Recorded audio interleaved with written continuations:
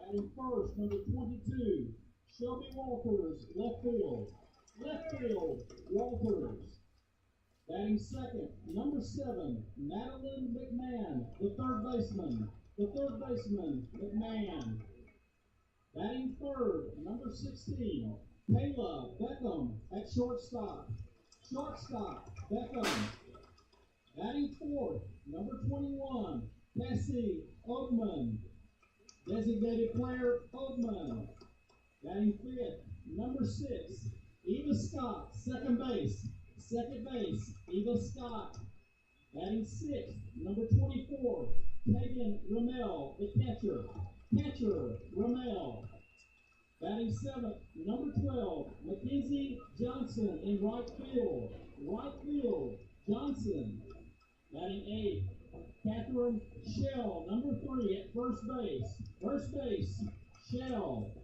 Batting ninth, Kenyatta Moore in center field. Center field, Moore. And the pitcher, the flex, number 34, Mackenzie Russo. Russo pitching. Ladies and gentlemen, no national anthem. Let's play ball.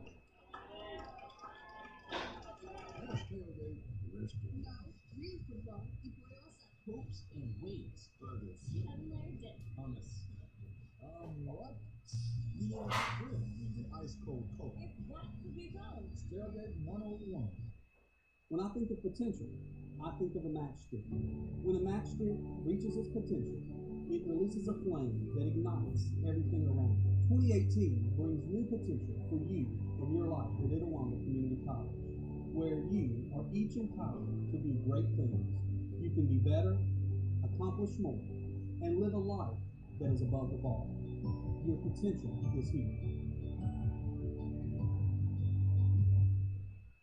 Need money now? Get a Choice Pawn loan on things you already own, like guns, boats, campers, trailers, recreational vehicles, and just about everything else. Get a loan from Choice Pawn in Fulton and Tupelo. Get cash today. ChoicePawn.com. And welcome back, ladies and gentlemen, as we get set here for the second game of the day. It is going to feature East Central and Pearl River. This will be an elimination game for one of these teams. The winner will go on to play the nightcap against ICC, who dropped a 6-0 decision to Jones County in the first game of the day. Adam Gore, Jeremy Kennedy, welcoming you here to Let's Go ICCTV.com and thanking you for taking part of your Sunday afternoon, working into the evening to join us for today's contest. Well, Jeremy, strictly business right now. Win, you go on. Lose, you go home. It's as simple as that. Both of these teams have had pretty good seasons, but one of them's going to come to an end today. Two really quality ball clubs who lost really tough games on Friday. Slow roller over to third, not in time. I've had to go for a base hit for Cooley to start the contest. That Renaissance Bank opening pitch coming your way at 4:02. That's a 4:02 opening pitch. Renaissance Bank, understanding you, RenaissanceBank.com. Truly doing exactly what you expect leadoff hitters to do. Hit the ball on the ground, especially being a left-hander. Use her speed to get to first base and did that beautifully. Give you some numbers on the starting pitcher, Mackenzie Russo, who has not pitched to start this tournament. As that pitch, I believe, missing for a ball, or maybe she said she committed to the bunt. I did not see the call there. Yes, he did call it a strike. 0-1 is the count here. The throw down to second is not in time. Russo making her 23rd start of the year. She's 16-3, 14 complete games, 127 2/3 innings pitched, 155 hits, 81 runs, I should say, 51 earned, 31 walks, 76 strikeouts, averaging 4 strikeouts per 7.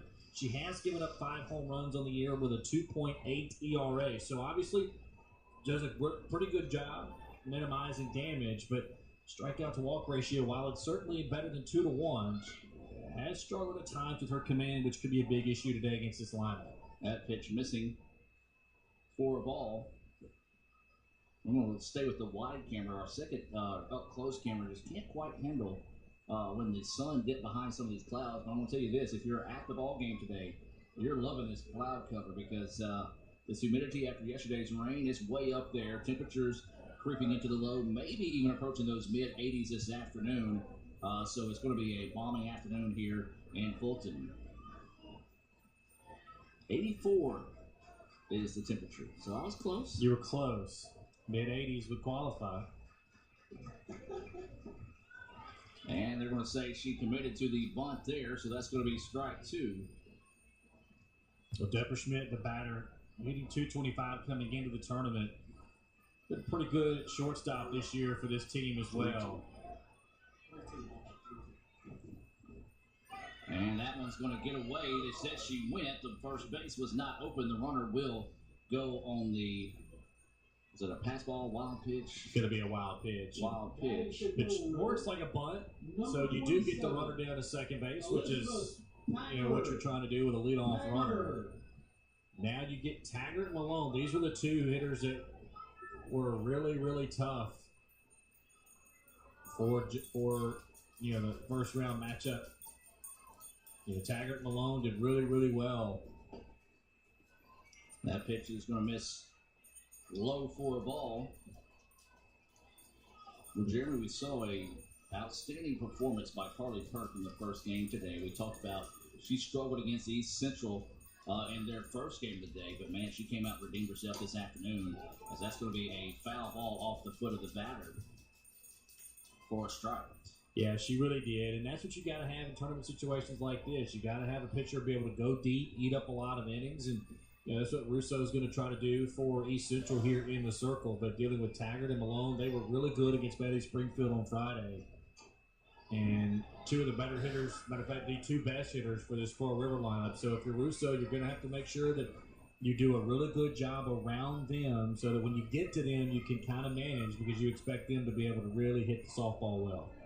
Well, the sun's starting to creep back out here once again.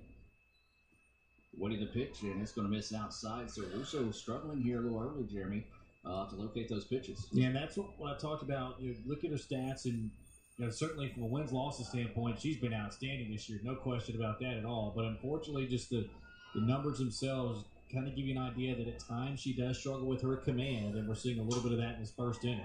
This pitch out to left field is going to be hauled in for the putout for the second out of the inning. Nicely done that time out there in left field. That ball was hammered. Not much more you can do with that if you're Taggart. Unfortunately for her, she just hit it right to where the left fielder at that time was playing. And so now you get Malone up, best hitter for this Pearl River team. And boy, the Wildcats trying to strike first here. The road team wearing the home whites. A little different, but will work, I guess. And now if you're Russo, you really have to be able to get away from and out of this jam, because you don't want to go down 1-0 and having Malone get a big 2-out hit. I believe that was Moore making the play out there in left field for the out. That pitch paints that outside corner for a strike. 1-1 now is the count here on Malone. As we said, an elimination game here, so you have to be on your A game here for both these teams. Ground ball, foul ball. That'll go for strike 2. Really good job there. It comes in, gets you to roll over on it, foul. Now you've got a 1-2 count. You still don't want to be as aggressive, perhaps. You still need to be a little bit careful just because of how good that Malone covers the play, but certainly don't want to make a mistake. And that pitch missing for a ball. I thought it hit her. I did too. Yes, it hit the dirt, and then just barely missed her. No, break there for East Central, certainly. So a precarious start to the contest. Ground ball is going to be to the third baseman. Throw over is in time for the putout to end the inning, and a big out there with the runner in scoring position. So we're going to take a break and come back with the bottom part of the inning right after this. So let's go ICCTV.com. Sonic Nights is the highlight of the summer. There's probably some pretty big names here checking out these half-price clothes. So everyone who's anyone is here to well, who are those two guys? What are they doing? Oh, I think they're eating all the time. Are we good at eating here or what? Yeah, come on. For a limited time, get real ice cream slushes, shakes, and floats half price after 8 p.m. during Sonic Nights. This is how you Sonic. You could say it's about the clubs. You could say it's about the ball. You could even say it's about the course or the weather. But what it really comes down to is consistency and hard work. Over and over and over again. At Renaissance, we understand consistency. We understand hard work. Most importantly, we understand you. Renaissance Bank. Understanding you.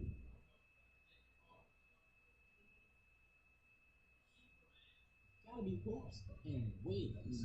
Subs. Wings all day. Not a sub. Dude, wings. No. Really? You gotta have ice cold Coke. Welcome to that. Now there's how it's done. And welcome back, ladies and gentlemen, as we get set to move to the bottom of the first inning. This will be East Central coming to the plate. It'll be Shelby Walters, McMahon, and Beckham due up here. The 1-2-3 batters to start things off for East Central. Well, Shelby, I don't know. You have to talk about amnesia. You have to talk about getting over it. But she will probably think about that catch that could have been on Friday night for a long, long time. She was a hair away from making probably the catch of the tournament, and who knows how it would have shaped everything out.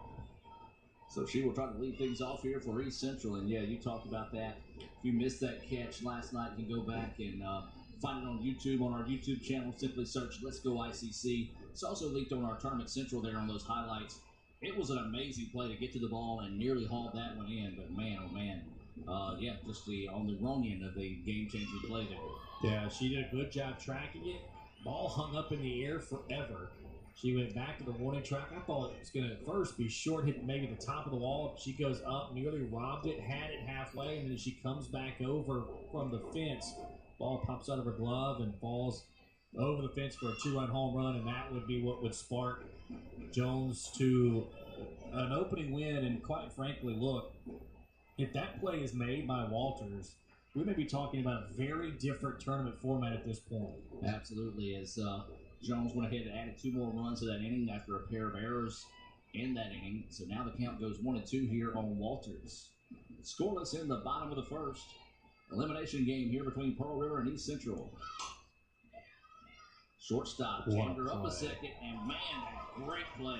Deborah Schmidt, I talked about her when she came to play, how good she's been in the field at shortstop. They put a lot on her because against ICC, they would move her into that 6-hole just about before every pitch was being tossed.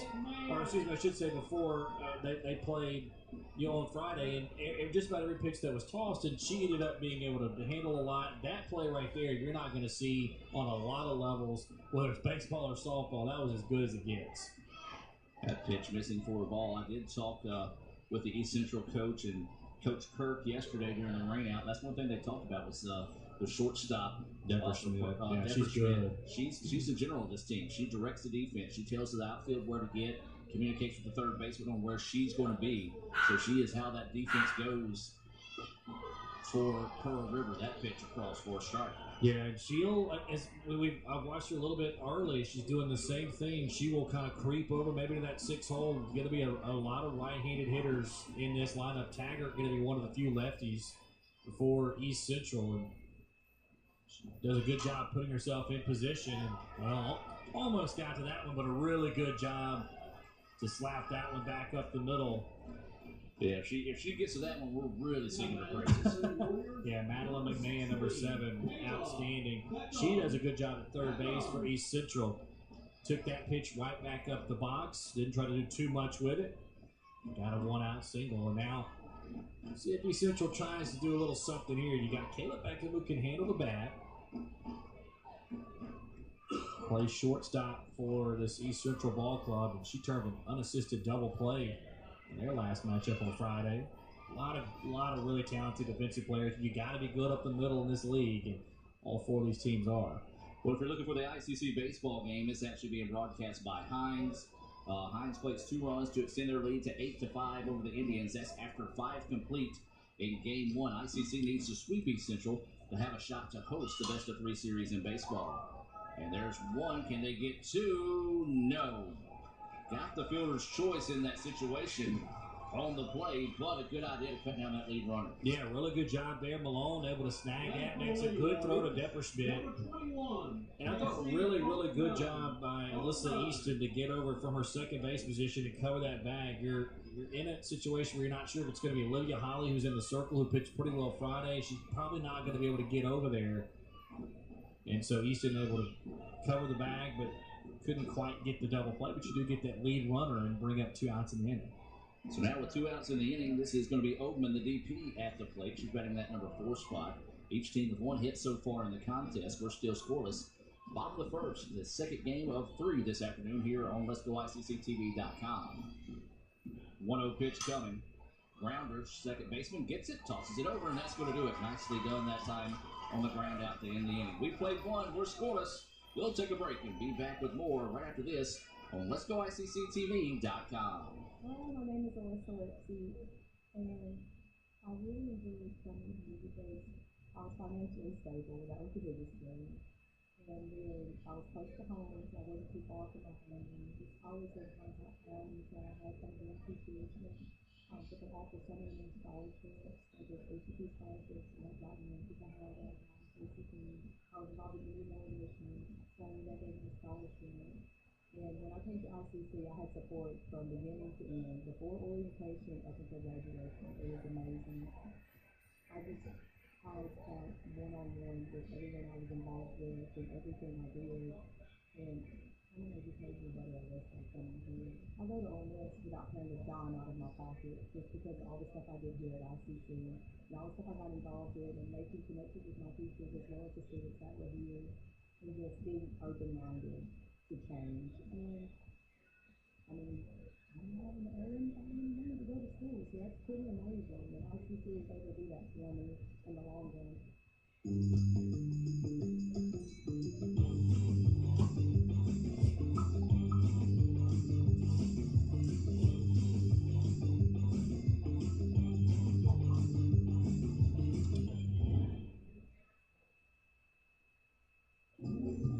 And welcome back, ladies and gentlemen, as we get set here for the top of the second inning. We're scoreless. Good news, my Pirates finally won one. They win 9-0 over Milwaukee. That's a Bank of Oklahoma scoreboard update. In case all of you out there want pins and needles. Now raise it. The Bucks win. And so we're going to start here as we get back to softball instead of MLB baseball. This is going to be Holly at the plate. Holly, Panero, and Taylor due up for Pearl River here in the top of the second. Well, Jerry, both teams able to get a hit. Couldn't quite get anything going there in the top of the first, or top and bottom of the first. Yeah, some good defense behind both pitchers as well. And that's certainly going to be really critical in this one. A game like this, you expect it to be tight. You got a Pearl River team that's had a good year, and you got East Central who's top 10 and really took Jones to the wire on Friday. And on the reverse coin, Pearl River, same thing with ICC. They did a good job for about 4 innings, and just the dam broke, unfortunately, for the Wildcats. But 1-2 is the count here to Holly. Got to be good defensively, no question in these matchups, and certainly got to be good up the middle. And that we've seen that both teams have been really good with plays hit left, the shortstop or second base, and you have to be in a game like this. So 2-2 now is the count. Pitch on its way, and that one across for strike 3. Nicely done there. Came back with a fastball right down the middle. I think Holly knew it as soon as she watched it go by. Well, we talked about the numbers for Mackenzie Russo, and I said even though she's got a better 2-to-1 strikeout walk ratio, and that's strikeout 77 on the season. At times she can struggle with her command, but there she did a really good job to paint that outside corner and got the call. And we keep talking about the strike zone. It's very different, really, from each umpire, and so far, at least, an outside corner going to be maybe extended just a little bit for both pitchers. That pitch missing for a ball. 1-0 is the count here to the right fielder, Panero. That one up and outside for ball 2. 2-0 now goes the count. Remind you, game 3, the winner of this one will take on ICC in the second elimination game of the day. That was after Jones defeated ICC 6-0. Only the second time this season that ICC has been shut out. You have to go all the way back to late February when the Indians were shut out by Walter State over at Snead State, Division I program that is typically playing for the national tournament as well by Walters State. So, pretty impressive by Jones earlier today. Yeah, Carly Perkins as good as it gets, and she's been terrific all year long. ICC got to her in that matchup in the regular season and hung one of the losses on her, and today was a much different story. And if they get a chance to face Jones tomorrow, you would imagine they're going to see her again, and it'll be really interesting to see what adjustments are made, because she was about as locked in as it gets as Russo issues that walk, and a really good at bat by Melanie McMillan. Oh, excuse me, I should say Panero. And you're trying to, at this point, you've got a pitcher in the circle who's got some command issues. It's tempting to always want to attack that first pitch in the strike zone, and sometimes it needs to be your approach. But you get a pitcher that maybe has some command issues, especially early. You want to force her to really try to throw and see if she's got some of the good stuff today. So really good at bat by Panero. Yeah, 5 of the last 6 pitches have been out of the strike zone. Hey, before we go much further, we do want to give a shout out to Heather Boutwell hitting us up on Twitter, trying to watch today's game. So Heather, thanks for tuning in here on Let's Go ICC TV. Ground ball, third baseman had it, lost it. And that's going to go for an error. Well, Madeline McMahon's been outstanding over there at third base, and she does the right thing. She comes in and tries to charge it. You're thinking the path to get her out is to glove it, switch, and throw, and unfortunately, she just didn't get enough of the glove underneath that softball. And those are the kinds of plays we talked about. It's a tough play to make, even with scooping it cleanly and making a good throw. It's going to be a tough play, but that's the kind of play that could decide a game like this one. So a tough play for her, but one I think she would probably tell you she should have made. 1 out, runners on first and second. That pitch missing low for a ball. As this is the third baseman, Wesley, coming to the plate. She's the number 8 batter in the lineup. And generally, we saw Jones take advantage of an error or two by ICC in the first game today. Yeah, when your season's on the line, you got to cash in on errors here. Every single one of them. And she was pretty good on Friday. We keep talking about that. She can handle the bat pretty well. Just a freshman. So Wesley takes that pitch for a strike into the count now.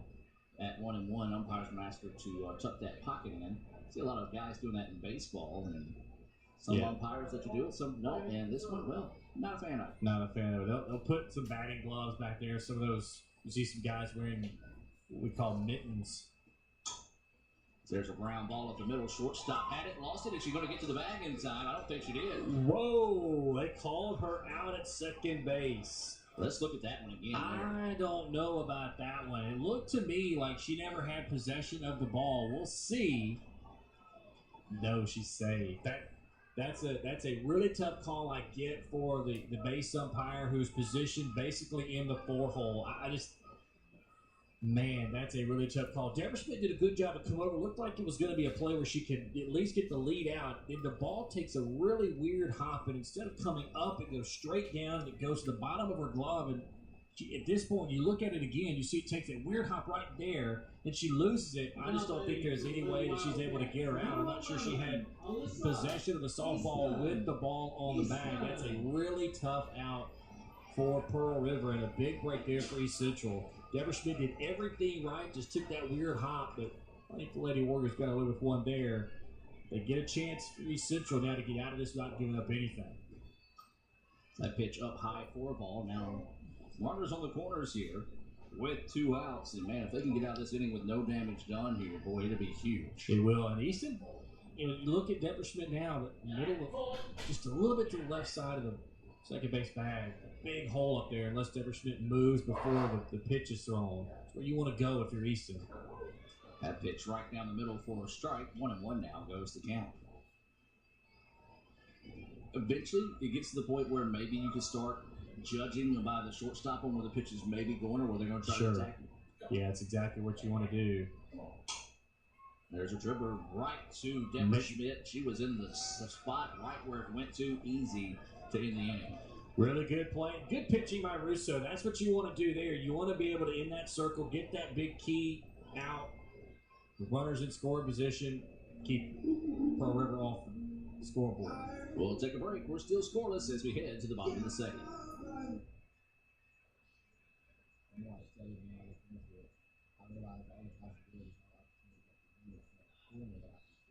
High school, I was really involved.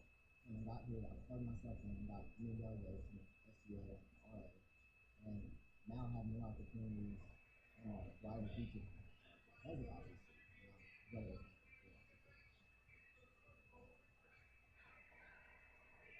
So you took Little Caesar's Extra Most Bestest pizza that has the most cheese and pepperoni at the nation's best price, and then stuffed more cheese into the crust? Yep, it's got fruit Gouda cheese stuffed in the crust. Huh.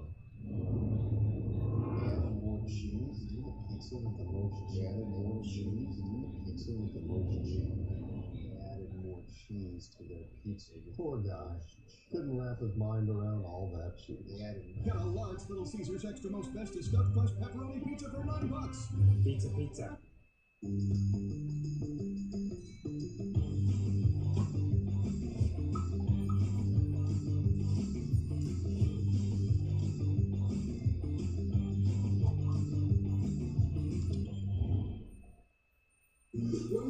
welcome back now as we get set to get to the bottom of the second inning. Before we do that, ladies and gentlemen, we do got to make a correction. Jeremy and I both were doing this. We don't cover either one of these teams on the regular, so we're actually crediting Depperschmidt for that play. It's not Depperschmidt. No, it's not. Obviously, Depperschmidt plays for Pearl River. That's a really good shortstop play from Caleb Beckham. And we'll blame that on the 84-degree heat. Yes. The point still remains, obviously, you got to have some pitches like that, and Russo did a really good job, but obviously Depperschmidt's not making that play. Caleb Beckham is the one that made that play. I still say it's a really, really tough call out there at second base that we saw when Beckham was moving over, had a chance to make the play. The ball takes a little bit of a weird hop, doesn't come up. The ball ends up getting out of her glove, and East Central got that call at second base. I thought if the base runner beat it, would have been bases loaded at that point, and we could have had much more from an offensive standpoint, but Caleb Beckham obviously did a good job to make that play and throw it over. So a really good job to get out of that jam by Russo from a pitching standpoint. That was as good as it gets. So the 5, 6, 7 batters drew up here. Scott, Rimmel, and Johnson for East Central. We talked about the winner of this game will go on to play the winner, ICC in the second elimination game of the day. That game's scheduled for 5 o'clock. Guess what? We're going to be behind schedule. Way behind. As that pitch missing outside for a ball. 1-1 now is the count. We do want to welcome everyone watching in favor of Pearl River, along with those of you watching in favor of East Central this afternoon on Let'sGoICCTV.com. As that pitch across for a strike. Great crowds, good numbers on the broadcast. A lot of people watching some really good softball this week. It's probably the best league in the country. We always talk about it for its football. Basketball is a lot better than it gets credit for, I think, nationally. Baseball and softball is well represented at the national tournament as well. And Eva Scott at the plate, she got one of those big hits off of a really good Carly Perk on Friday, too. Got one of those doubles, went all the way to the wall. She can really hit. Got to be careful with her here on 2-2 pitch. So winning the 2-2 offering here. Swings on it, and it's going to get over the head of the second baseman, just as you call it, Jim. Yeah, Easton did a good job to move over. That's kind of where Eva Scott goes. It's a pitch in the outside part of the plate, and I just continue to be really impressed with a lot of these players who don't try to do too much at the plate. They're willing to go the opposite way and not try to pull everything. And she hit it just out of the reach of Easton and gives East Central a leadoff single. And now softball is so different, and you can do a lot of different things here with your lineup. Runner shows like she was going. That pitch was across for a strike. Clouds once again kind of just playing havoc with our camera, so we're having to pick the one that gives you the best look right now. So 0-1 is the count here. This is the catcher Rimmel at the plate. That pitch high outside. Maybe a little throw out that time to see if the runner might have been going. Well, you can do that from a pitching standpoint when it's an 0-1 count or even an 0-2 count. Doesn't hurt anything at all. Catcher maybe just a little miscommunication actually on the pitch, so she's going to go out there and kind of talk to her pitcher in this situation. Eva Scott coming into this tournament, only one stolen base attempt all year. She made it, but not going to run a lot. A little hit and run there. Good idea. Just couldn't quite get it executed properly. Yeah, I think it's a 1-1 pitch. You know Holly's going to try to get one in the zone. You don't want to get in that hitter's count of being predictable with 2-1. So you're going to get a good pitch and a good time to run on it. And unfortunately for East Central, Rebel just way out in front of it. Now at 1-2, if you're Pearl River, you're probably not going to get any action on the base pad. So if you're Holly, you can really go and try to attack the hitter. Oh, good-looking pitch that time on that outside corner, Jeremy. That's got to be strike 3. Here we go again. Trying to figure out where that outside pitch is going to land. So 2 balls, 2 strikes, no outs. Runner at first. And again, home plate umpire set up more towards the inside corner of the right-handed hitter. That's going to be a slow roller, but it's going to go foul. So maybe a break there for Pearl, or actually East Central, excuse me, because that for sure would have been an out, although the runner would have been able to advance. Yeah. I don't think it was designed as a sacrifice. No, not at all. And, you know, at this point, if you're Pearl River, certainly you got to get that out. But East Central probably not going to bunt, 2 strikes, and they should have show it. So you can probably eliminate that. If you're Holly, this is where you really want to get a strikeout here and start to minimize this inning. So 2-2 pitch coming for Holly. Swung on and missed for strike 3. Big time Renaissance Bank strikeout there. Elevates the rise ball up and in, and just no chance to make contact on this one. Kind of what we saw from her on Friday. And snap throw down to first. Good job behind Malone to snag that one. Yeah, so that was the first Renaissance Bank strikeout of the game for Holly. And so now with the runner at first, this is going to bring up Johnson, the right fielder, to the plate. Chuck said we can check in on ICC baseball. They're trying to go on the road and get a sweep so they can host the best-of-3 series next week against East Central. If not, then we'll be heading to East Central. Both of these teams, their baseball teams, in pretty good shape. Mm-hmm. Pearl River, really, really good. Of course, we always talk about Jones every year. Seems like they're in the mix. Well, ICC trailing Hines right now, 8-7. That's in the middle of the 6th. Runner goes, hit and run to throw over. The only play you've got there is to put out over at first. Nicely executed. Yeah, Destiny Wesley able to take that short hop, field it, and make a good, strong throw. You Central, one good thing, you move a runner to score position, but if you're Pearl River, you get that second out, and this is where it's going to come down to. We mentioned a lot of 2-out hitting in the first game we did today in the winners bracket. Well, this is going to be really big, too. You got to pick up some of these big 2-out moments. If you're Holly, you got to get out of this.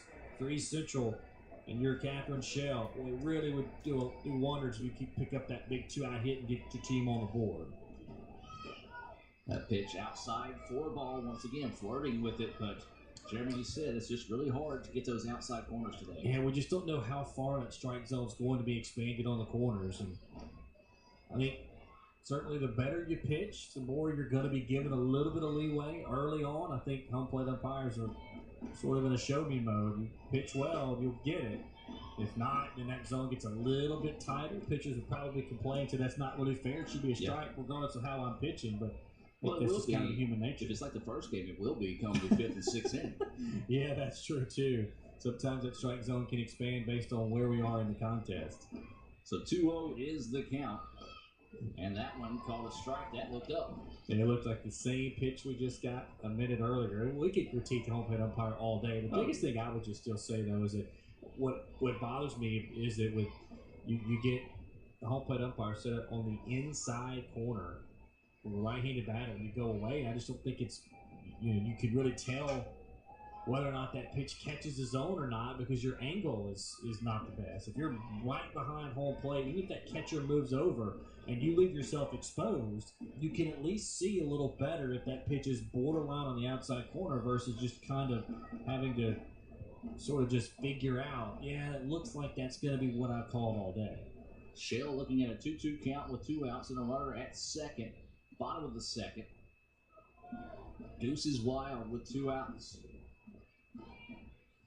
Waiting the 2-2 offering. Grounder, shortstop, gets it, throws over in time to end the inning. Now we can credit Depper Schmidt for making a good play, and that's a really big pitch, though, by Holly, too.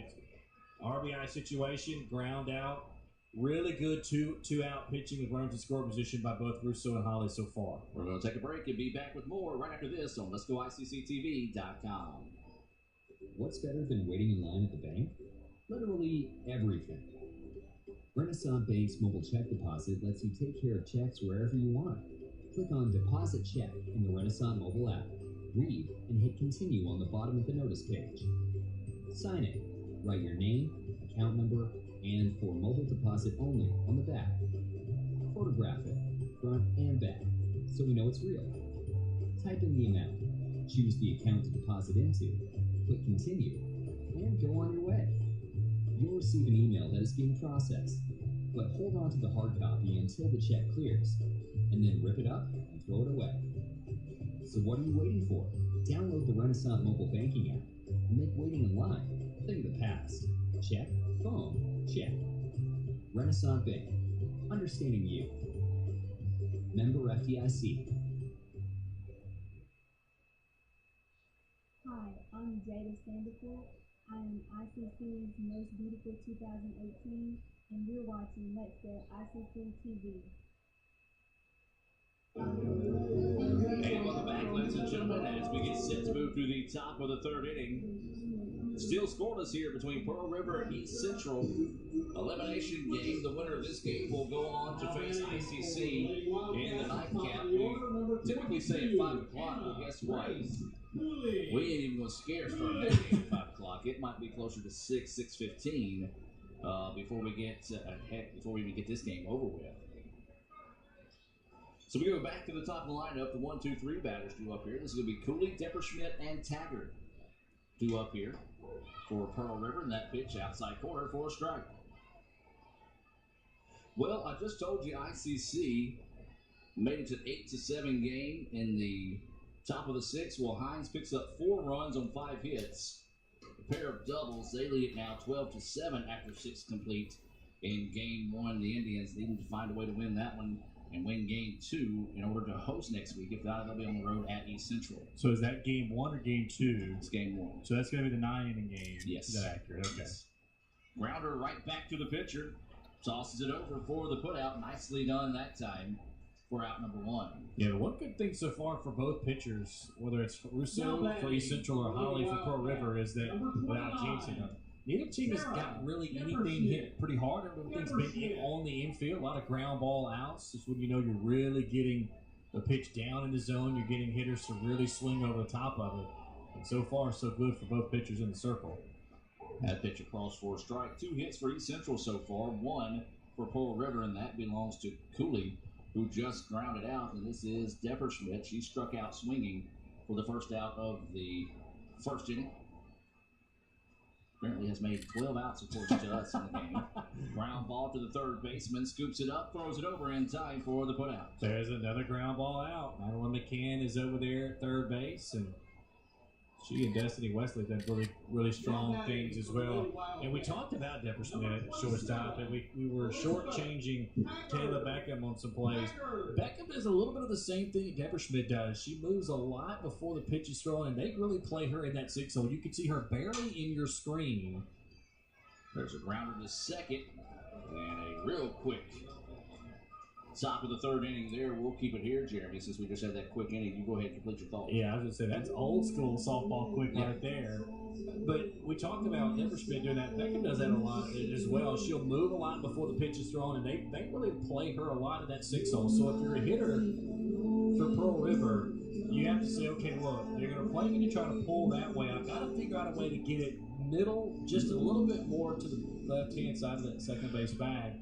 Because if you certainly pull it, you're not getting anything. You've got a really good third baseman, McMahon, over there. Then you throw back up over there at shortstop playing that way. You got to find a way to keep your hands back and then try to get the ball back up the middle, because that's where the hole's going to be on the infield. We're going to take a quick timeout and be back with more right after this on Let'sGoICCTV.com. Need money now? Get a Choice Pawn loan on things you already own, like guns, boats, campers, trailers, recreational vehicles, and just about everything else.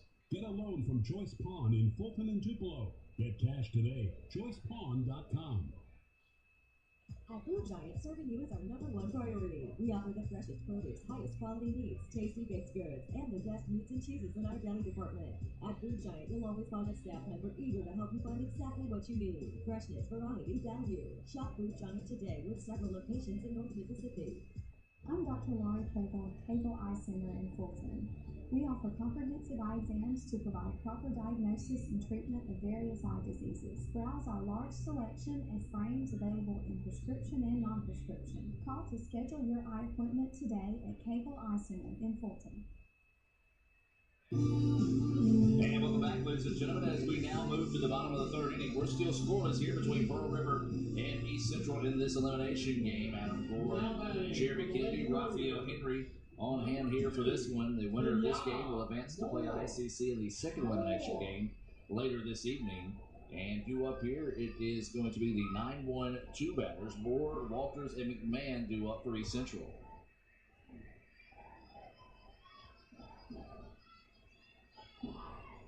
So this is going to be Holly in the circle.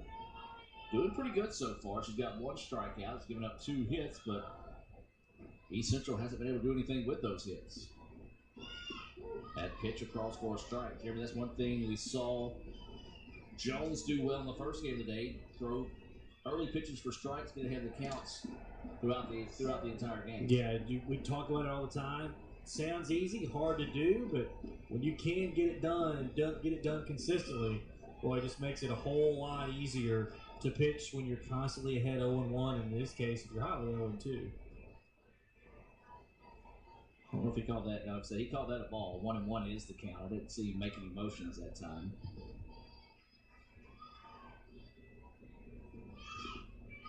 That one fouled off. Yeah, you can't watch the scoreboard because it's not right. You're looking now 2 strikes with Holly, so you're in a situation where you want to be aggressive. You got the number 9 hitter. This is where you got to really go and make sure that in that situation you're able to get the lead out, because at top of the order for East Central can really hit. So 1-2 is the count. This is Moore leading things off here for East Central. That pitch outside, not a bad spot to miss. 2-2 now goes the count. Moore, Walters, and McMahon. Moore her first at bat of the contest. Trying to get things started here in the bottom of the third. Scoreless contest between Pearl River and East Central. Ground ball is going to go foul, so we'll stay at 2-2. Good at bat. Just got to hang with 2 strikes. And this is what we talked about, especially those right-handed batters. You're trying to get them to pull left side, especially with Destiny Walters, who is going to, well, she's a little behind the bag. Normally plays in front of it. So the 2-2 pitch coming. Nearly hit her. Strike 3. That was really, really impressive. That pitch starts inside corner, you're right. At that point, Kenyatta Moore thought the ball was going to hit her and had some late movement, tails back into the middle of the plate. Really, really nice pitch by Olivia Holly. The big strikeout. She wins that battle. Quality at bat by Kenyatta Moore, but Holly ends up winning it and gets that first out, which is so important now because you roll at the top of the order, about to see second time through. That was the second Renaissance Bank strikeout of the game. That pitch missing low and outside for a ball. Well, the sun is out and it is hot. Humidity is high here in Fulton. It will be interesting to see what it will be like in a couple hours when we get the ICC and winner of this one back on the field. There's a grounder, second baseman can't get to him. Looked to be a little routine play that time, but took a quick nosedive to the ground. And that's going to be a hit for Walters. I thought the same thing too. You look on the replay, Easton just didn't get over there. I don't know if she just didn't get a good judge off the bat. If she moves over there and can get in front of that ball, she's got a chance at it. But when she went and tried to backstab it, that was going to get underneath her glove. It would have been a tough play regardless. Walters hit it in a really good spot. But you get a 1-out base runner now. Get to the number 2 hitter we talked about. Second time through. We'll see some of these coaches decide to maybe put some more pressure on these pitchers and move the defense with some action on the base paths. That pitch missing for a ball. 1-0 is the count. This is McMahon, who singled but was erased on a fielder's choice in her first at bat of the day. Scoreless with one out. East Central trying to get something started here in the bottom of the third. That pitch outside, maybe a toss out to see if the runner was going that time. She did not.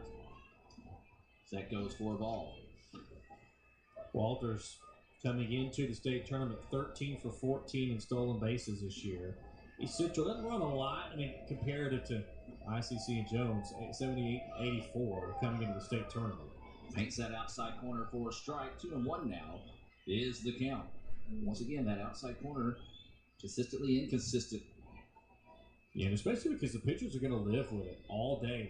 They're going to live on the outside corner, and everybody's just would rather pitch away than come inside and fear of making a mistake. And that pitch outside missing. 3-1 now goes the count. And I think that's what was so interesting about the way we go back to that first game where Olivia Burns pitched really well inside the righties. She struggled more so away when she went against right-handed batters. Everybody else has sort of been the same. They've been really good on the outside, a little timid coming inside. That pitch right down the middle, telling away from the batter for a strike. 3-2 now is the count here on McMahon. You may see something here. 3-2, 1 out. Stay out of the potential double play. Wouldn't be surprised to see a hit and run. And that's what they did, and it's a fair ball to get past the diving first baseman. The throw in, and that's going to be a double. Boy, Madeline McMahon could not have placed that ball any better if she had thrown it from home. You get a little action on the base passes, so Malone then moves a little bit towards the four-hole just to get into play, and McMahon hits it right behind Malone, gets down to the right field line. I'm a little surprised that Walters wasn't able to score, so good job out there in right field to get the ball back in, but you get a double, you get second and third with one out. Now for East Central, this is where you really got to cash in. So a big-time opportunity here for the Warriors. One out, runners on second and third. And now this is going to be Beckham at the plate. That pitch missing outside for a ball. And if you're Beckham, the approach has to be, again, go up the middle to the right side. You got to at least get Walters home for sure. That run has to score. You certainly need to get McMahon home if you're East Central, but Walters is the must run that's got to score since she's at third with less than 2 outs.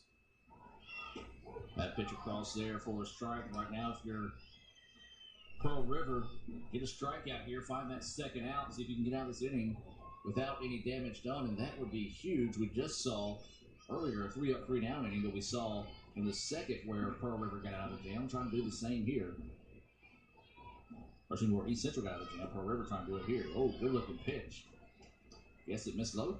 Yeah, a little bit down, and I think what you're going to see too is you may see a little bit of more of an inside pitching strategy. You want to get her to roll over to Wesley at third, certainly Dipper Schmidt out there at short. Easier to cut that run home. You go outside, she may go the other way and push it to the second base and give up a run. She does go outside corner, gets the strike call. 2-2 now is the count. Of course, if you get that 6 inches on the outside corner, you live there, and that's exactly what Holly did. Really, really good location. And two, sometimes look, if you hit your spots, these umpires will just reward you. If you hit your spot, maybe just a little bit off the corner. 2-2 pitch coming. Grounder, and it's going to be to first base. They're going to smart play. Wow. They faked the throw home, and the runner was just ran into the tag. Boy, a just tailor-made play there for Pearl River. I'm not sure why Walters stopped. That was a slow ground ball hit to Malone. I understand we would have had certainly a throw. I thought Malone was going to make a mistake coming home because I thought Walters was going to be able to get there off the bat. Instead, it works out beautifully because, as we talked about, Beckham just stopped. Malone's able to tag her out. Now you pick up an out with runners at second and third. And a fly ball out to right field. This is trouble. Right fielder's going to go over and make the play. Boy, that is a real big-time job by Olivia Holly. Induces a ground ball and a fly out. I think you get that base running mistake by Walters over there at third, and you get nothing after having 2 in scoring position with less than 2 outs. Big-time play there. We're going to take a break and come back with more right after this on Let'sGoICCTV.com. The more I studied, the more I looked into it, I realized all the possibilities and opportunities that was really involved. When I got here, I started myself and I got BMW racing, SGA, and all that. And now I have more opportunities and a brighter future because of all this. Very thankful.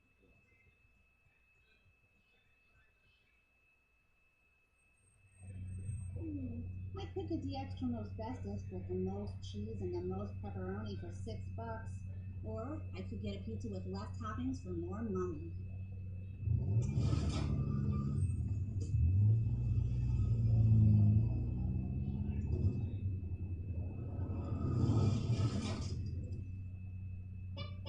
Get the most cheese and most pepperoni for the nation's best price. Little Caesars large $6 extra most bestest. Pizza. At Food Giant, serving you is our #1 priority. We offer the freshest produce, highest quality meats, tasty baked goods, and the best meats and cheeses in our deli department. At Food Giant, you'll always find a staff member eager to help you find exactly what you need. Freshness, variety, value. Shop Food Giant today with several locations in North Mississippi. Need money now? Get a Choice Pawn loan on things you already own, like guns, boats, campers, trailers, recreational vehicles, and just about everything else. Get a loan from Choice Pawn in Fulton and Tupelo. Get cash today. ChoicePawn.com. Now batting. And we're back. Wildcats. Number 50. We move to the top of the fourth inning. Allie Malone.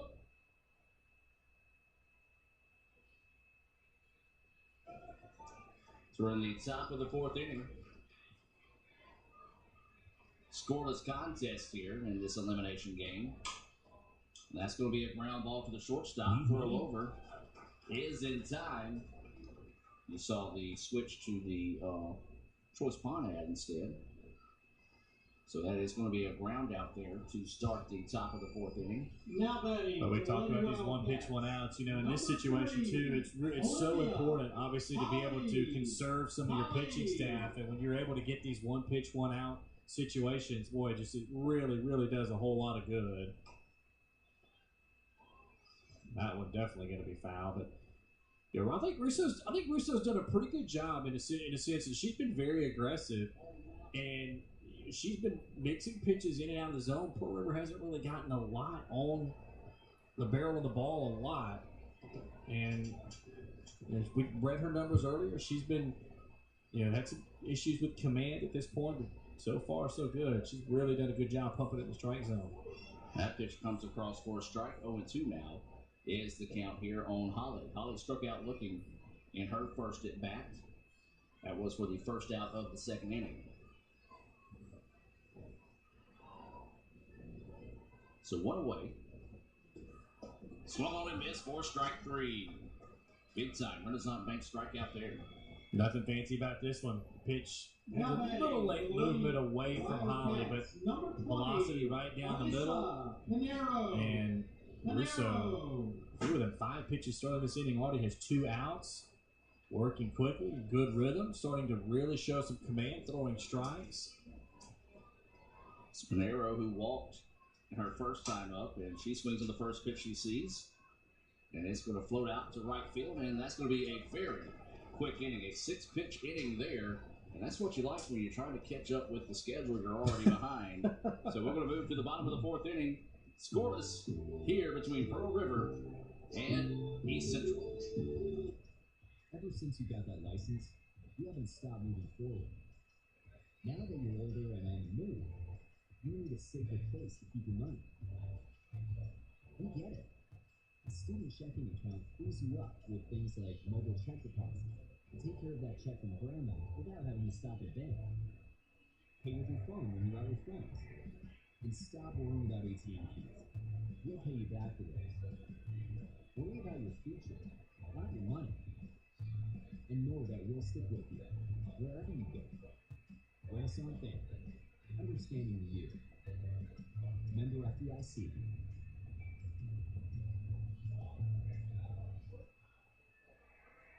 There's tailgate. Where's good? Green football y pollo asado. Hoops and wings. Burgers. Hummus. What? You need a hot grill and an ice cold Coke. It's got to be cold. Tailgate 101.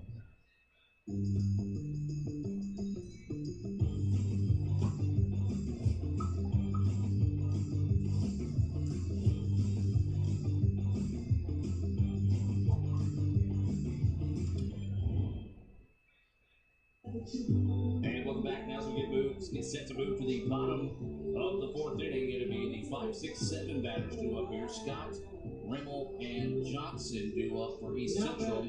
East Central Baseball will be hosting the best of 3 series next week against ICC after ICC dropped the first game of the day to Hines. That final score, wow, 15-7. That was an 8-7 contest at one point. Then Hines, well, they just broke out the whooping sticks and took care of business in game 1.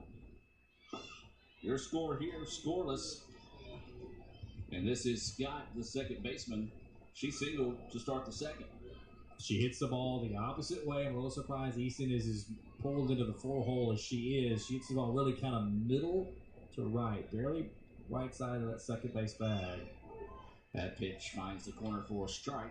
Of course, Holly continues to pitch away. A lot of these pitchers like to live on the outside corner. And so 1-1 is the count here. On Scott. There's a grounder, and it's going to be a foul ball. Nice effort over there at third base. Looked like for a second it was having a chance to hop over the bag, but just took a funny hop and a break there for Pearl River. It was fair deeper than I thought. Yeah. And I thought for a second Destiny Wesley was going to deal with the ball hitting the base and would be a real bad break for Pearl River, but it did not. Now, if you're Scott, you just got to protect here. You figure you're going to get something outside corner and try to expand that strike zone. So 1-2 is the count. That pitch missing outside, 2-2. Not a bad spot to miss if you could get her to chase one, since she's been getting that outside corner. So 2 balls, 2 strikes, no out as Scott starting us off here in the bottom of the fourth inning. Big gap in left center. She could kind of nix the scouting report and go that way. This pitch is going to be popped up. Right fielder's going to give chase, but couldn't get to it. Man, that one just about 2 foot away from her. Good effort out there in right field. Yeah, and that pitch again, outside corner, everything she's shooting down the right field line. And we've had a lot of balls flirt with that right field line today in both the first game and in this one. Nobody's been able to really get one down that right field line just yet, except maybe late in the Jones ICC game. Scoreless here, bottom of the fourth. This elimination game between Pearl River and East Central. Instant classic brewing here as that pitch missing outside. Count goes full at 3-2.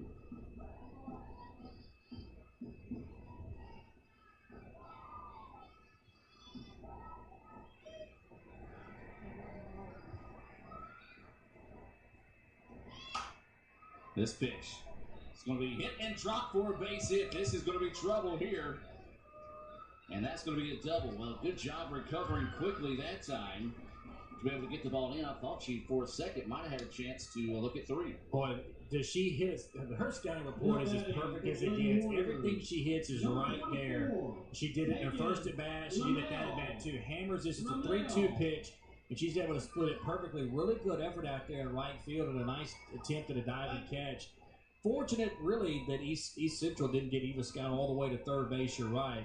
But a leadoff double, and we'll see now if East Central can get themselves a run. Could see a bunt here with Rimmel, the catcher, just trying to move Scott over to third. A lot of different things you can do here. They do square the bunt, lay it down. There's only going to be one play. They're going to have to hurry to get it. And, a nice throw, an error as she came off the bag. Well, this, I think, was a mistake by Olivia Holly, the pitcher. This is a bunt that comes right back to her, moves a little bit more to her off-glove side. If she's able to glove that, then she's able to throw, and I think it's a much easier throw. She lets it go by her, and then Destiny Wesley all of a sudden has to feel like she's got to get the ball there quicker, so she rushes her throw and pulls Easton, the second baseman, off the bag. I think if Olivia Holly fields that ball off the bunt, I think she's able to make the much easier play over the third. They at least get the out. As it stands right now, you get the error. You now got runners at the corners with nobody out. And we keep talking about these mental mistakes in games like this, and how you handle the bunt in softball, particularly later in the game, is going to be a huge part. And I just don't think Pearl River handled it real well right there. So now runners on the corners, and still no out. We have a runner coming in here for East Central. That is going to be Pendergrass, is what she was announced. So that's going to be number 11 coming in to run here for East Central. So big time situation here for Pearl River. They've been able to get out of a couple of jams already to keep this game scoreless. One of those situations, Jeremy, if you keep flirting with disaster, it's eventually going to come back and bite you. But it does give you that confidence, though, if you're Pearl River, to possibly be able to come up and find a way to get out of this inning. So you need Olivia Holly to make a big pitch. No question about it. She's made a lot of good ones. That pitch across for a strike. 1-1 now. There's one. Wouldn't shock me to also see something on the base pass at first base to try to see if you can get Pearl River into a bit of a rundown situation at first. Force a throw maybe from home to try anything to get Eva Scott at third base to home plate. So the 1-1 offering coming. Well, that'll do it right there. Shortstop bobbles it. They're going to try to turn 2, and they're going to give up the run. And could not get the double play, so East Central strikes first, and that's a big run there. Fielder's choice. Tried to turn 2 for 1. Yeah, couldn't really do it. I mean, but that's exactly what you're supposed to do if you're Depperschmidt. That's the third time both shortstops have dealt with this. That's the third time we've seen a ball hit. You think it's going to be routine at short, and it takes a weird bounce. Depperschmidt did a great job to be able to glove that and then get the out at second base because she bobbles that ball at all. You could be looking at everybody safe, a run is in, nobody out, and then East Central has a chance for a really big inning. As it stands now, if you're Olivia Holly, you say, look, I'm okay. 1 run's in, but there's 1 out. There's only 1 runner at first base. You're still okay. That pitch missing for a ball.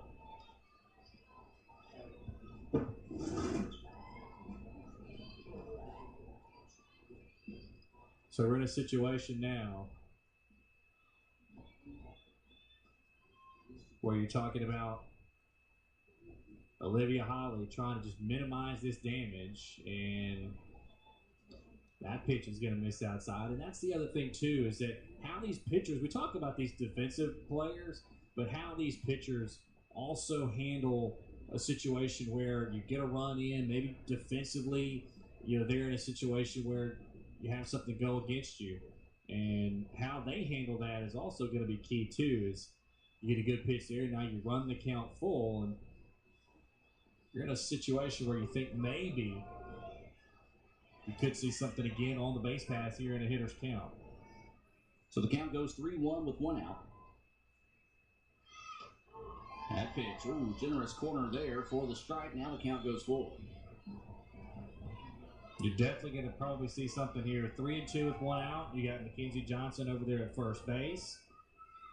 And Mackenzie on the year, 8 for 9 in stolen bases, so she's got some speed. So the 3-2 pitch coming, and that's going to be ball 4. Boy, that was close. It was. They didn't have any action there. It's a really quality at bat. Another one. East Central's put a lot of them together. And this is where if you're Olivia Holly, we talk about managing. We talk about it for pitchers all the time. You've got to be able to manage and minimize. You have a situation where you get a run in, there's 1 out with a runner on first, you're still okay. But now you give up a walk. Now you face the bottom of the lineup. You know the top of yours coming up for the 3rd time. This is where Olivia Holly's got to be really good for Wildcats. Is that pitch right across the middle for a strike. Nice job by Holly coming back and dealing that one. Boy, it'd be a good time if they can find a Little Caesars double play to get out of this inning with minimum damage done. It would be. It'd be really tough. Moore runs exceptionally well. Runner at second. That is Johnson, I believe. Shell is at first. He's shallow out there in center. Outfield a little deeper. Showed butt, nearly ran into it that time. Yeah, that was. I guess it's called a ball. He didn't show any motion on it. Yeah, Moore did a good job to get out of that one. And I guess all the umpire said she obviously checked up her bunt attempt, but a little interesting kind of. They're deeper in the corners than I would expect. They're shallow up there in center field, which is where Cooley is. That is kind of where I thought they would all be. And this is going to be a foul ball, nearly getting the coach. No, makes a play. Let's look at that, coach. Lead by example over there in that third base coaching box. Jeez. That's as impressive as it gets. Especially when you run a replay of a coach or a foul ball. 1-2 now goes the count. And this one, slow roller is trouble. Yeah, you might eat that. Yeah, you're gonna have to eat that if you're Wesley. No chance to get Kenyatta Moore, and that's just unfortunate. Holly makes a really good pitch, jams her on the inside, but the ball's not hit hard enough to where either Holly can come off and get that out, or Wesley can charge it. And boy, if you're a softball coach, if you're Lee White for Pearl River, or if you're Christian Cheney for East Central, if you could put it about there, just about every time, you're probably going to end up with somebody on base. So now we go back to the top of the lineup, and boy, oh boy, here comes trouble. 1 out, bases full of Warriors here. They already lead it 1-0 with 1 run in the inning. They can get that merry-go-round spinning in this one. It could be trouble for Pearl River. That pitch missing outside for a ball. Yeah, you're right. Now you're getting the third time through the lineup. You know, Walters already been on base as the leadoff hitter, and yeah, I think this is a really good decision to come out and try to talk to Holly. She's struggling a bit. Doesn't have a lot of command of her pitches right now. They need to settle her down. This is no doubt the biggest moment in the ballgame. We're going to take a break and be back with more right after this. You could say it's about the clubs. You could say it's about the ball. You could even say it's about the course or the weather. But what it really comes down to is consistency and hard work. Over and over and over again. At Renaissance, we understand consistency. We understand hard work. Most importantly, we understand you. Renaissance Bank. Understanding you. And welcome back. This will appear that any changes were made. Just want to go over the defensive mindset, make sure everybody's on the same page here. Of course, something to the infield. You want to go home and cut down that lead run. If you think you got to or can turn to, you for sure want to do it. As that pitch on the outside corner for a strike.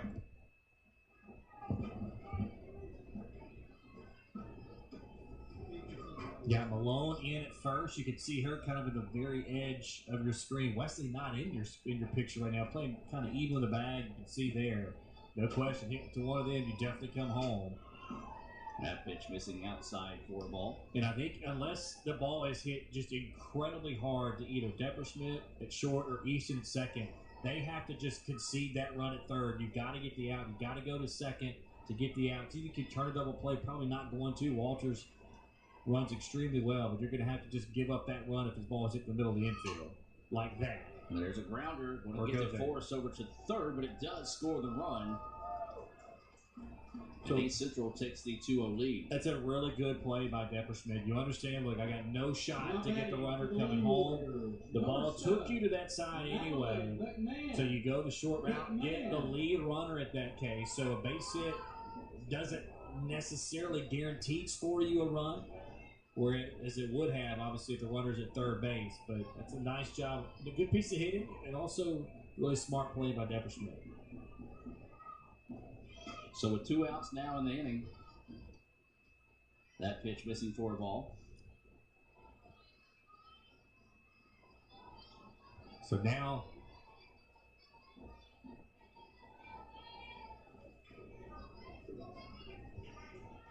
you're looking at Madeline McMahon,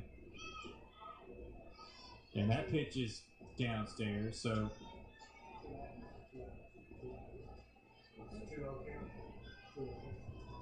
this is where, if you're McMahon, you're in a situation where you want to try to take this the right side as well. So now the count goes 3-0.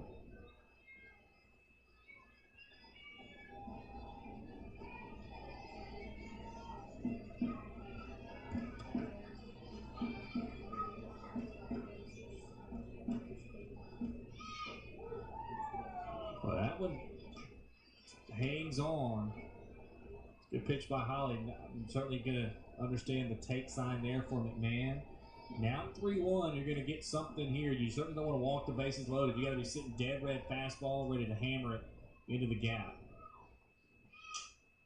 This pitch going to be fouled out of play. Well, she missed it too. Yep. Got a pitch to hit, just hit it off the end of the bat. That's disappointing for McMahon.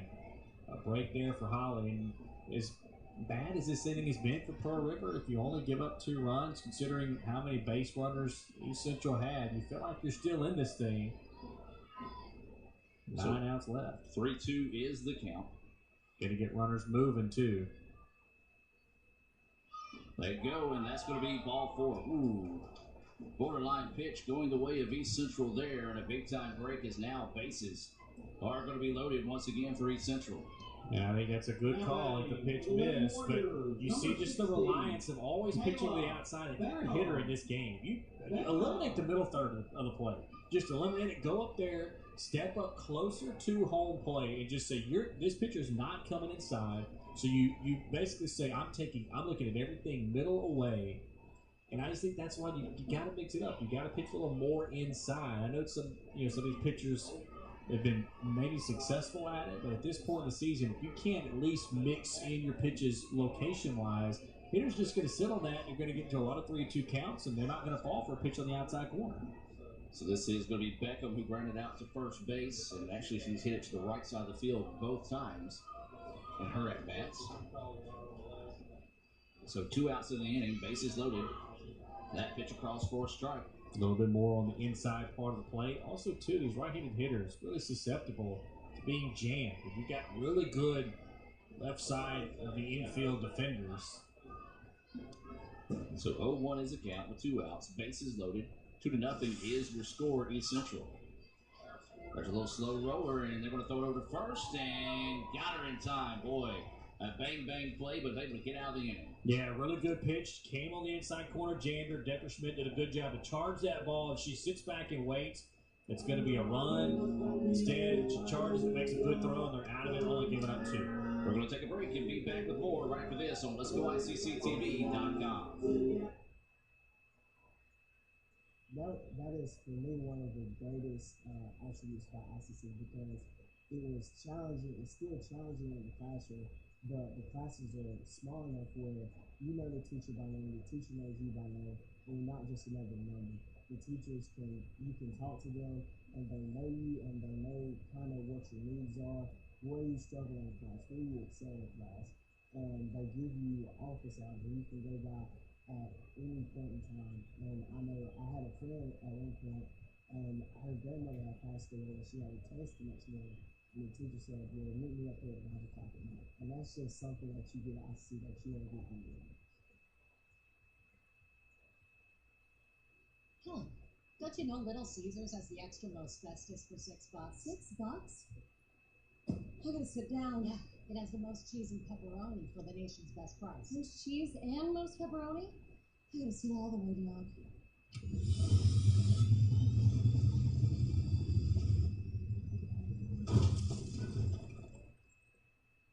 Get the most cheese and most pepperoni for the nation's best price. Little Caesars large $6 extra most bestest. Pizza. Need money now? Get a Choice Pawn loan on things you already own, like guns, boats, campers, trailers, recreational vehicles, and just about everything else. Get a loan from Choice Pawn in Fulton and Tupelo. Get cash today. ChoicePawn.com.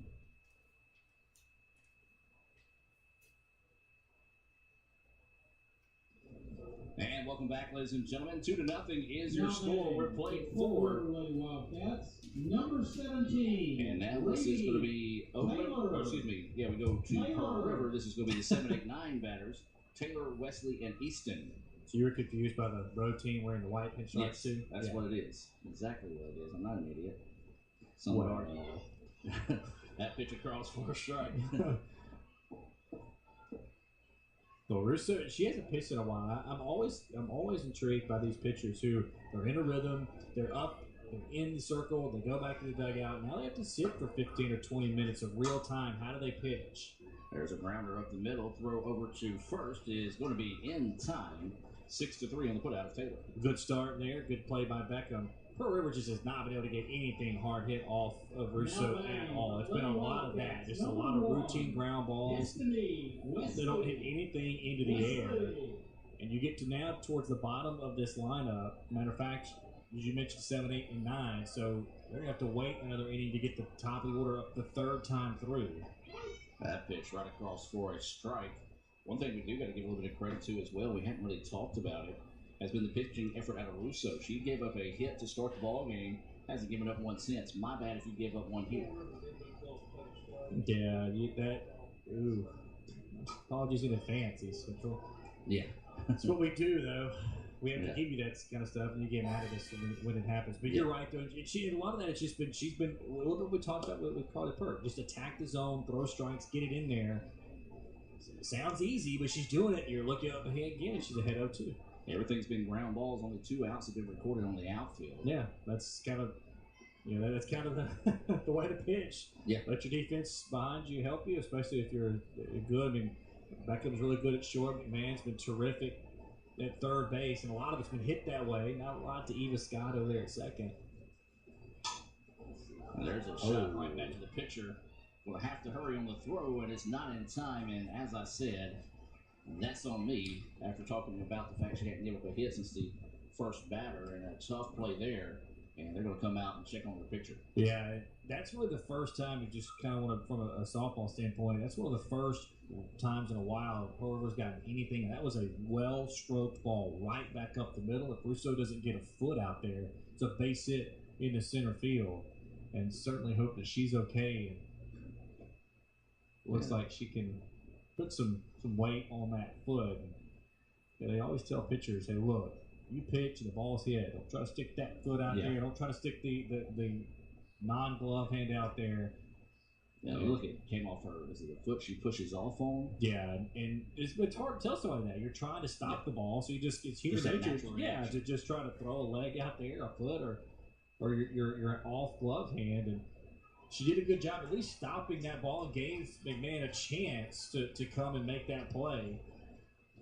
Your East Central Circle, look, give up a hit, that's okay. Your Pearl River, it's like, okay, got a hit now, maybe barrel one up. Now it's time to see if you can put this together. You're at the number 9 spot in the lineup, and then you'll roll to the top of the order and finally get the third time through to see Russo.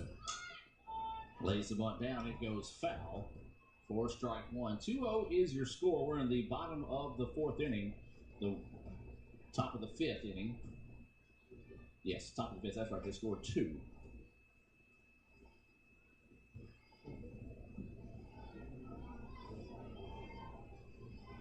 So 0-2 is the count. Lays the bunt down, and that's going to be a foul ball. And now I believe the count is 0-2. Or nope. Is she heading back to the dugout? No, now it's 0-2. No idea what the count is. There it is. Now it's 0-2.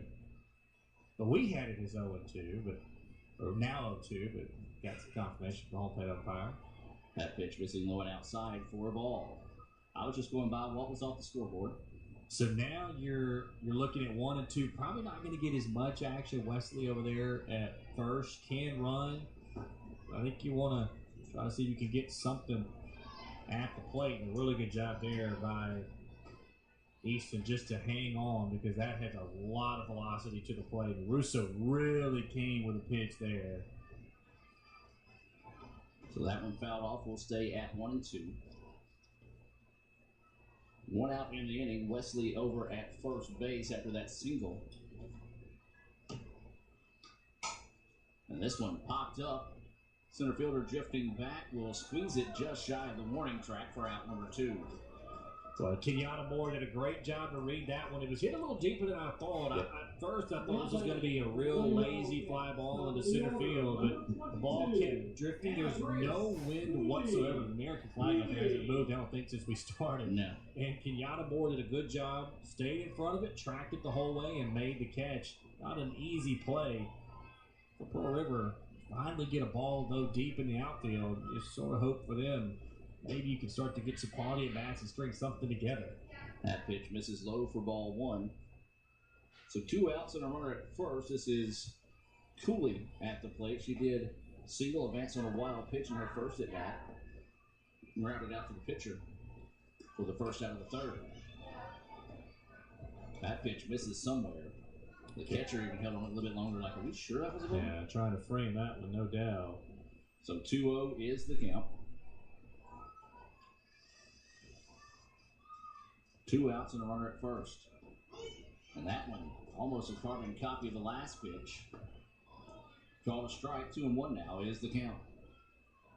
Well, we're looking now, top of the order, third time through for Cooley. What adjustments are made by, you would think Russo would make any adjustments. The hitters certainly for Pearl River have to. That one low for a ball. 3-1 now goes the count. Not going to get, I don't think, any action on the base pass here because if it goes 3-2 and 2 outs, you're going to get automatic action. So you probably just sit and hope that if you're Pearl River, Cooley can draw a walk and get a base hit. So 3-1 pitch coming. And calls that one a strike. Well outside that time, but he makes the count go full. I have no idea where this strike zone is. We are 3 games into this tournament today. Yep. And that pitch looks a little bit to the outside. And there's going to be a shot that's going to get through. Nicely done that time. Coming up with a big-time clutch hit there for Cooley, her second. And Wesley didn't take off on the pitch. If she does, she's probably at third base right now.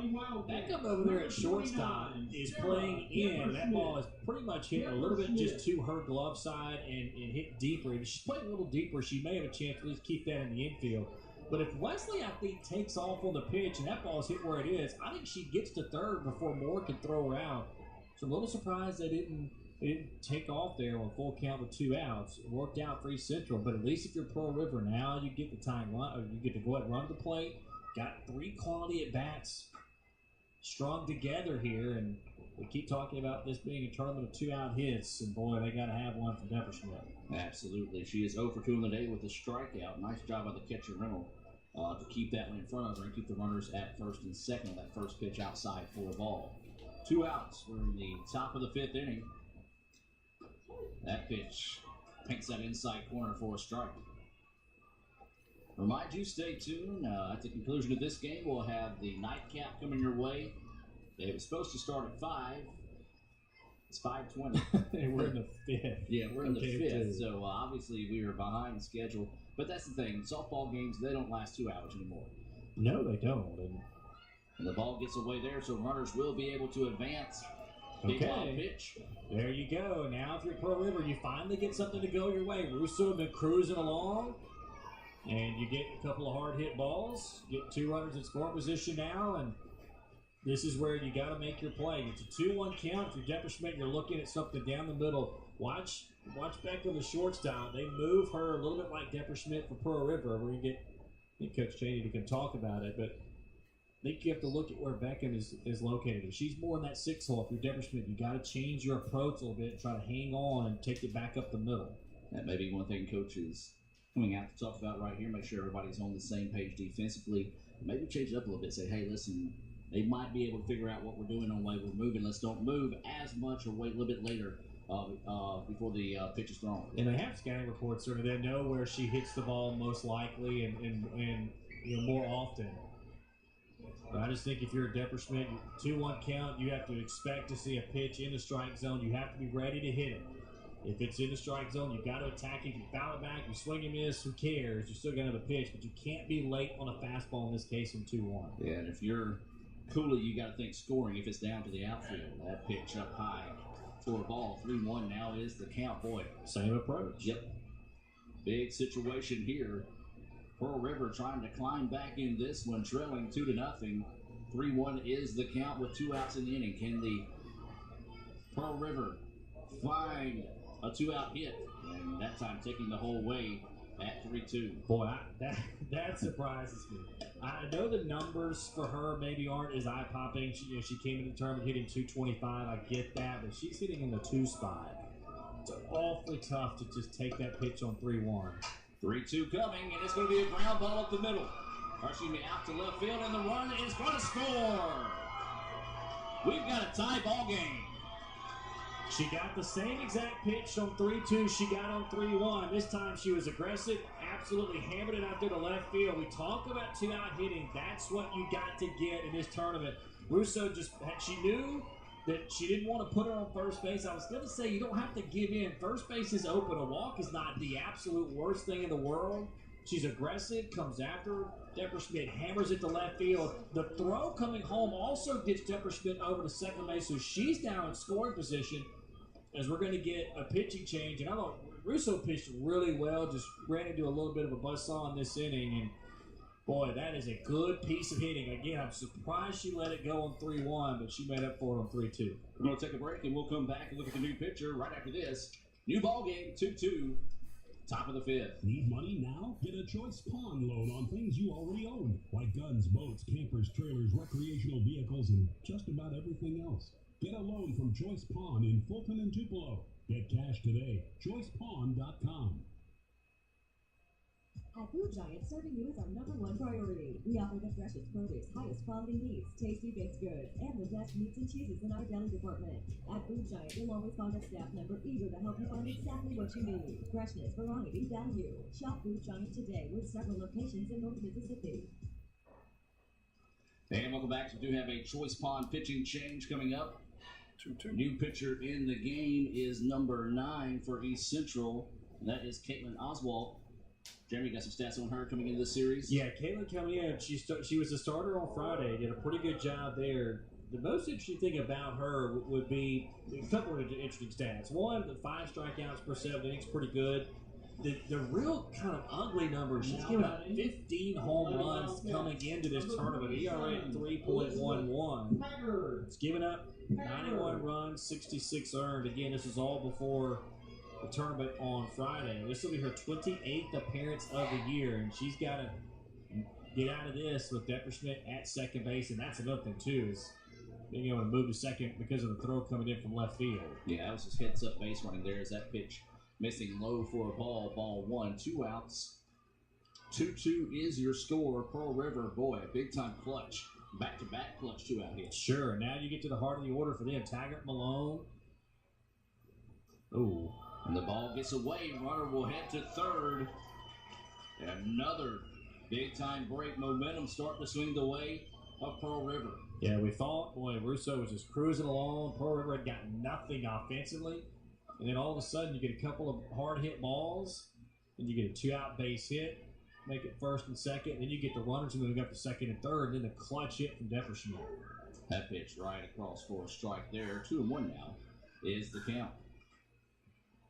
So this is Taggart, 0 for 2 on the day. She did round out to second to end the third, flew out to the left, back in the first inning.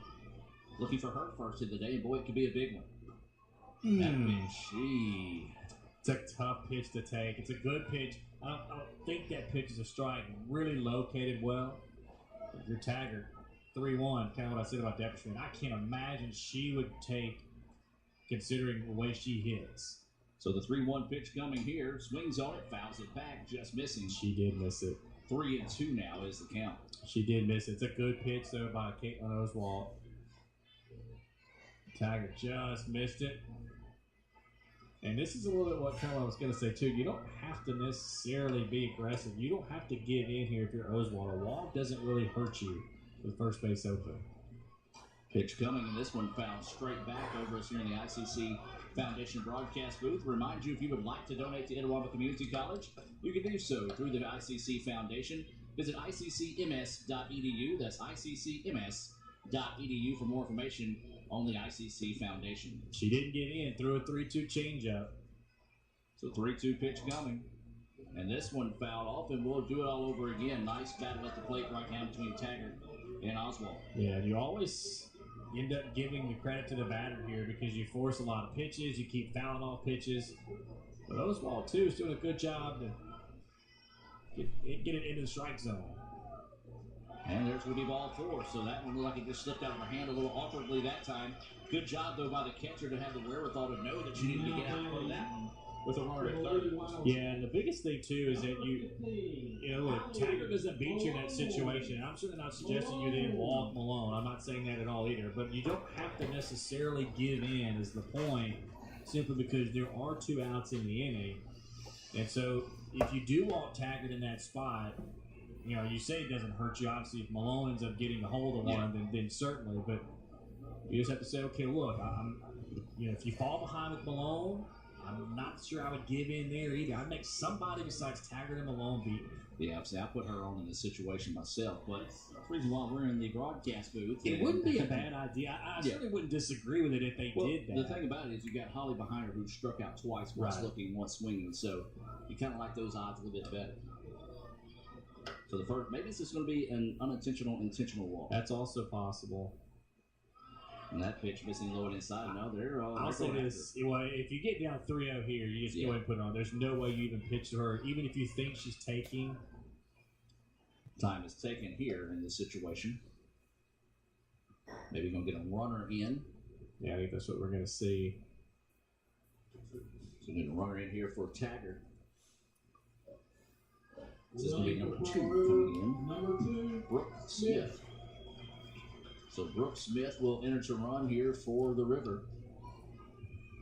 Man, this game, much like we saw in the first night, it's the ebb and flow. It's just up and down, and now Pearl River's regained some momentum, trying to find a way to battle back and take this lead. It's a great ball game. You see, these are two teams fighting for their season. Well, no question. And you got East Central, who's had a great year, ranked as high as number 10 in the country. Pearl River, not ranked coming in, but they played 2 really, really good games and against 2 good teams. And you're at 3-0. I don't know at this point you gain anything by trying to groove a ball down the middle in the hopes that she's not swinging on 3-0. So 3-0 is the count, and she comes after her. I'm a little surprised by that. 3-1, you know for sure she's not taking here, so maybe you get away with one there, but I think. No, it is. That's proven you don't know what you're talking about. Well, that's been proven well before this one, but I'm just surprised by this for sure. So 3-1 pitch coming, and that one, she was taking the whole way there too, so now 3-2. Big time pitch coming up here, Jerry. Yeah, they've been a little passive. I mean, Depperschmidt takes a 3-1 pitch down the middle, and now Malone takes a 3-1 pitch down the middle. I'm a little surprised by that. But you know she certainly can't take here. So 3-2, pitch coming. Pops this one up, and are they going to get out of this inning? They are. What a big-time play there. Gutsy pitching out of Oswald. And that was a big out there. We're going to take a break. 2-2 is your score. Back with more right after this. What if Mississippi's community and junior colleges didn't exist? You'd see a much different Mississippi, one without these degrees. And the jobs that come from them. One where many would fail to get a higher education because affordable community and junior college is their only hope. We're in danger of this happening thanks to state budget cuts. In fact, Mississippi once ranked number 1 in America's community and junior college systems. Number 1. But now has slipped out of the top 10, way out, which is already a consequence of budget cuts. So, what if community and junior colleges didn't exist? If budget cuts continue, we may well find out. Contact your legislator and tell them to support Mississippi's community and junior colleges. Hey, my name is Aaron, and I'm at Asia Pacific University right now, which is in Bethlehem, Japan. Now, I never would have got here if I wasn't from ICC, which is the gateway to the world.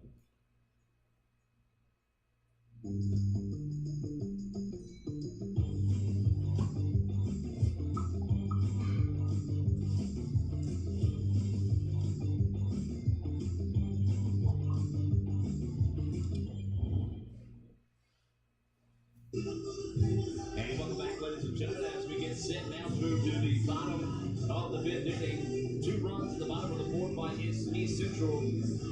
Answered by 2 runs in the top of the 5th by Pearl River. Elimination game, and this is what you come to expect, Jerry. 2 teams fighting for the season, not going out of the ninth quite. No doubt about it. We've seen a lot of good pitching. We've seen some clutch, timely hitting. We've seen good defense. And we expect to see that to continue now. You know, at East Central, obviously being the home team, that certainly is an advantage. You get that last bad opportunity. And Olivia Holly now battled and battled and battled. Gave up those 2 runs in the 4th, but then her teammates picked her up. So we're all square again, and now she's got to go back out there and be good in that circle.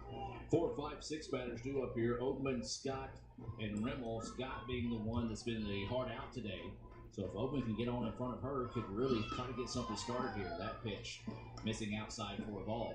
Dallas Blaker, the freshman from Bay St. Louis, Our Lady Academy, is in the bullpen for Pearl River. Just something to keep an eye on. Oatman 0 for 2 on the day. Ground ball to second, a fly out to right. Both those in the first and third inning, respectively. Is that pitch missing? 2-0 now goes the count. Got a big gap in right center. She can go that way. We're going to have an abbreviated post-game report as we'll have to get ready for the nightcap with ICC playing in it. As this is going to be a fly ball out to center field for out number 1. Well, tried to go that way, but obviously the ball hung up there, and a good job by Cooley to run underneath it and squeeze it. Where the outs are going to get even bigger than they normally do in this situation, but good at bat there for East Central. Just try to get barrel on the ball, hit it as far as you can, still wear an Eva Scott. Well, she's had a great tournament so far. A couple of hits today. So 2-2 is your score. There's one out. That pitch missing outside for a ball. And Cooley out there, they finally figured out where she likes to hit the ball. Cooley is definitely in that right center field gap. They've even pulled the left fielder over there, too. Well, Jeremy, right now, if you're an ICC fan, you'd like to see this game tied 2-2. You wouldn't mind seeing them playing for another hour.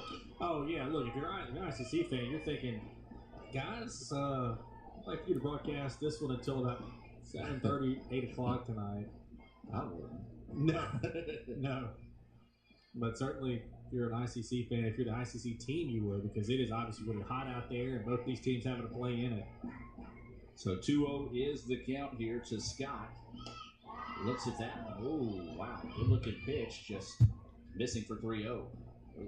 Again, Jeremy, that outside corner has just not been consistent. It's a mystery. And it hasn't been just this guy at the plate today. It's been everybody that's been behind the plate in this entire tournament. Again, I still say the alignment of where the home plate umpire is has as much to do with anything. Matter of fact, I think it's the only reason why it's, to me, a little inconsistent. So 3-1 after that pitch called a strike. The count now here on Scott, the second baseman, as we said. She's 2 for 2 with a double and a run scored. That's going to be one hit up the middle, and it's going to get through. A little CNI single. That was hit really, really hard. And again, I'm not sure what it is out there, but there have been a bunch, and you maybe see Deborah Schmidt kind of kicking some dirt. Thought that was going to be a routine ground ball. Thought she was going to get there and glove it, but whatever it is, about the third or fourth time a ball has hit something up there and taken a funny hop. A couple times it's gone down. That time it goes up and over really the shoulder of Sarah Depperschmidt. And they drove the field between games. Yeah, so it wasn't like they were playing on just a raw field right now. So. Sure. Ends up being a base hit, as you called it, and a big one at that. That pitch missing for a ball. Runner showed that she was going that time, but Shrek back. Mind you, this game, the winner will take on ICC in the second elimination game and the final game of the night. We're in the bottom of the fifth inning. 2-2 is your score. Also, we talk about the winner going on to play. The winner will actually advance to the Region 23 tournament. That'll be right back here in Fulton Thursday, Friday, Saturday of next week, which will be an interesting week as baseball will be on the road, softball will be at home for the Region tournament. Also, if you're planning to come back, it will be graduation Friday night, Saturday here on campus as well. So it's going to be a lot of moving parts spinning around here for ICC next week. Round ball, foul ball. And we'll stay at 1-2. Jeremy, what you got going next week, my man? And he says as he sips his water next to me. Yeah. We're going to have to figure out a way to broadcast 8 games and 3 graduations. Unfortunately, you've got a large staff and a significantly larger budget. Yeah. There's strike 3. Big time pitch there. Confused the batter just as bad as Jeremy's comment confused me. Big time runs on late strikeout. And Olivia Holly just comes right at Rebel there. It's a 2-strike count. I think she was looking for anything but that. Comes with a velocity pitch right over the heart of the plate. That's a really big punch out. Now a pitch away from getting out of this inning, giving up nothing. You get your team back in the dugout. You seize momentum. And that first pitch across for a strike. 0-1 now is a count with 2 outs. This is Johnson, the right fielder. Johnson reached on a fielder's choice that drove in a run. She's also grounded out to third. That pitch missing up. 1-1 now goes the count. Yeah, that'll be interesting next week. So 1 ball, 1 strike, 2 outs.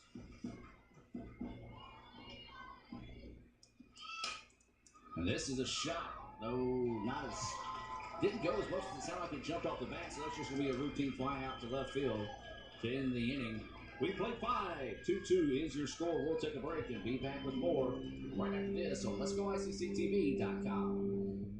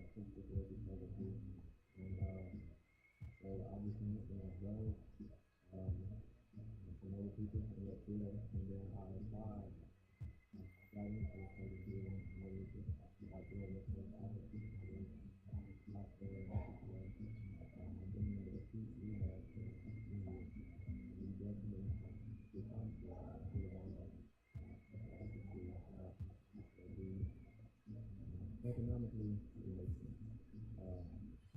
Again, the relationship that she would develop, the future, the experience that she developed.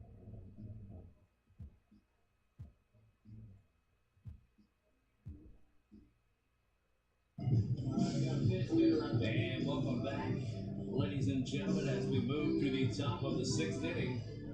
This one's still in doubt. 2-2 is your score. Who will advance on to play the Indians in the nightcap? Who will advance on to next week's Region 23 tournament? Pearl River East Central fighting to keep their season alive. It is the Now batting 5, for the 6, 7 Wildcats, batters due up. Number 12, Jordan Lee. And this is going to be Jordan Lee, her first at bat of the day, batting in place of Holly, who was 0 for 2 with a pair of strikeouts. Interesting. She's a freshman catcher. And we'll see what that does, obviously, to Pearl River in. So they're getting the. We'll see what that does to, obviously, Pearl River inside the circle. They're tossing the ball over, so we'll delay start here. That first pitch across for a strike to Lee. Remind everybody that we will have a very limited Renaissance Bank post-game report when this game goes final, because we'll have to do a few extra housekeeping duties to get ready for the ICC game. As that pitch drifts up high for a ball. 1-1 now is the count. We do thank everyone that has tuned in throughout this tournament, and hope you will join us Monday for the championship games as well. Jones, hoping you join us for a championship game. Yep.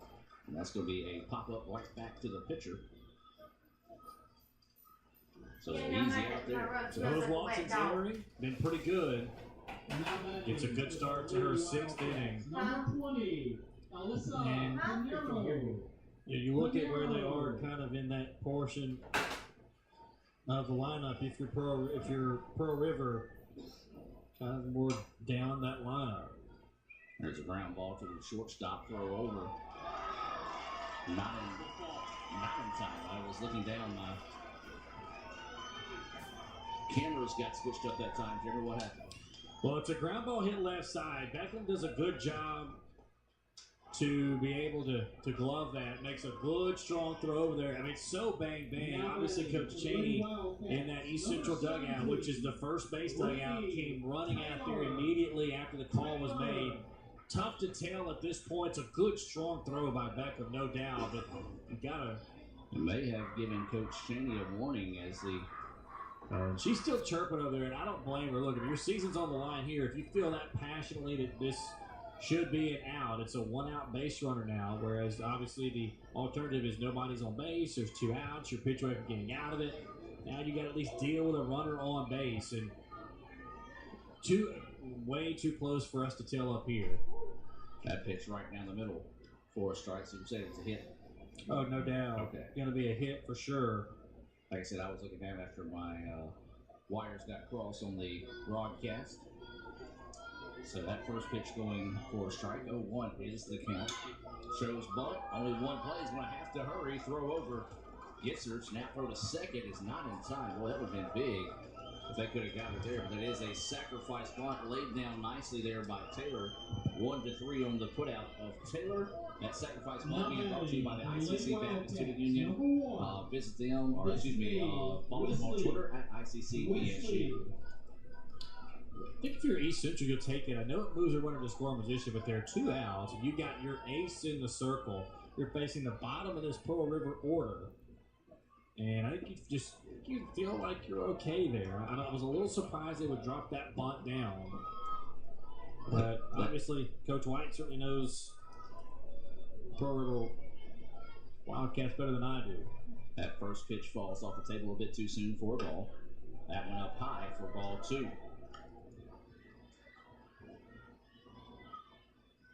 You have Easton coming up behind her. And she hasn't gotten a hit today. And I think your Oswald be aggressive here with Wesley. And if you do get the next batter, which would be Easton. That pitch across for a strike. 2-1 now is the count. 2 balls, 1 strike, 2 outs. Runner at second. Grounder up the middle. Is it going to have enough? Throw over That's in a time. great play. Big time play there. That's an unbelievable play by Kayla Beckham, the shortstop. We've seen some terrific defense today. Charges that ball, started in the 6th hole, came all the way across the infield, charged it, gloved it, made a good throw. You see there. See where she was? She comes over, gloves it, makes a strong throw, gets East Central out of the inning. Well done. We'll take a break and be back with more right after this on Let'sGoICCTV.com. This broadcast on Let'sGoICCTV.com is presented by Renaissance Bank, Little Caesars, Food Giant, the Sonic of Fulton, your Etowah County Farm Bureau agent Joey Cox, the ICC BSU, Bank of Oklahoma, Legend Sports Grill, the ICC Wesley Foundation, Choice Home, KV Eye Center, Tupelo Coca-Cola Bottling Works, the ICC Alumni Association, and the ICC Foundation. At Food Giant, serving you is our #1 priority. We offer the freshest produce, highest quality meats, tasty baked goods, and the best meats and cheeses in our deli department. At Food Giant, you'll always find a staff member eager to help you find exactly what you need. Freshness, variety, value. Shop Food Giant today with several locations in North Mississippi.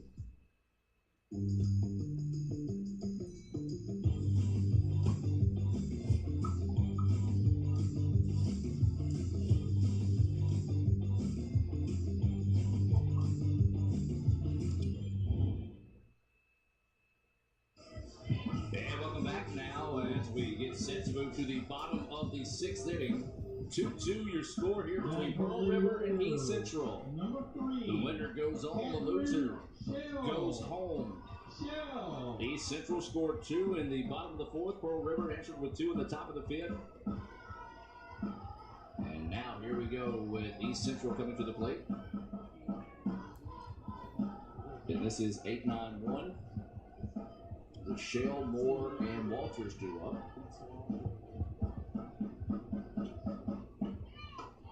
That pitch missing outside for a ball. Adam Gorgic and B. Raphael Henry on hand. Lee Adams Austin Blacksett and Jennifer Hosey all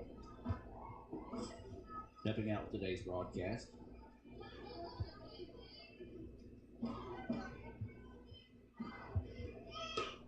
That pitch. Missing.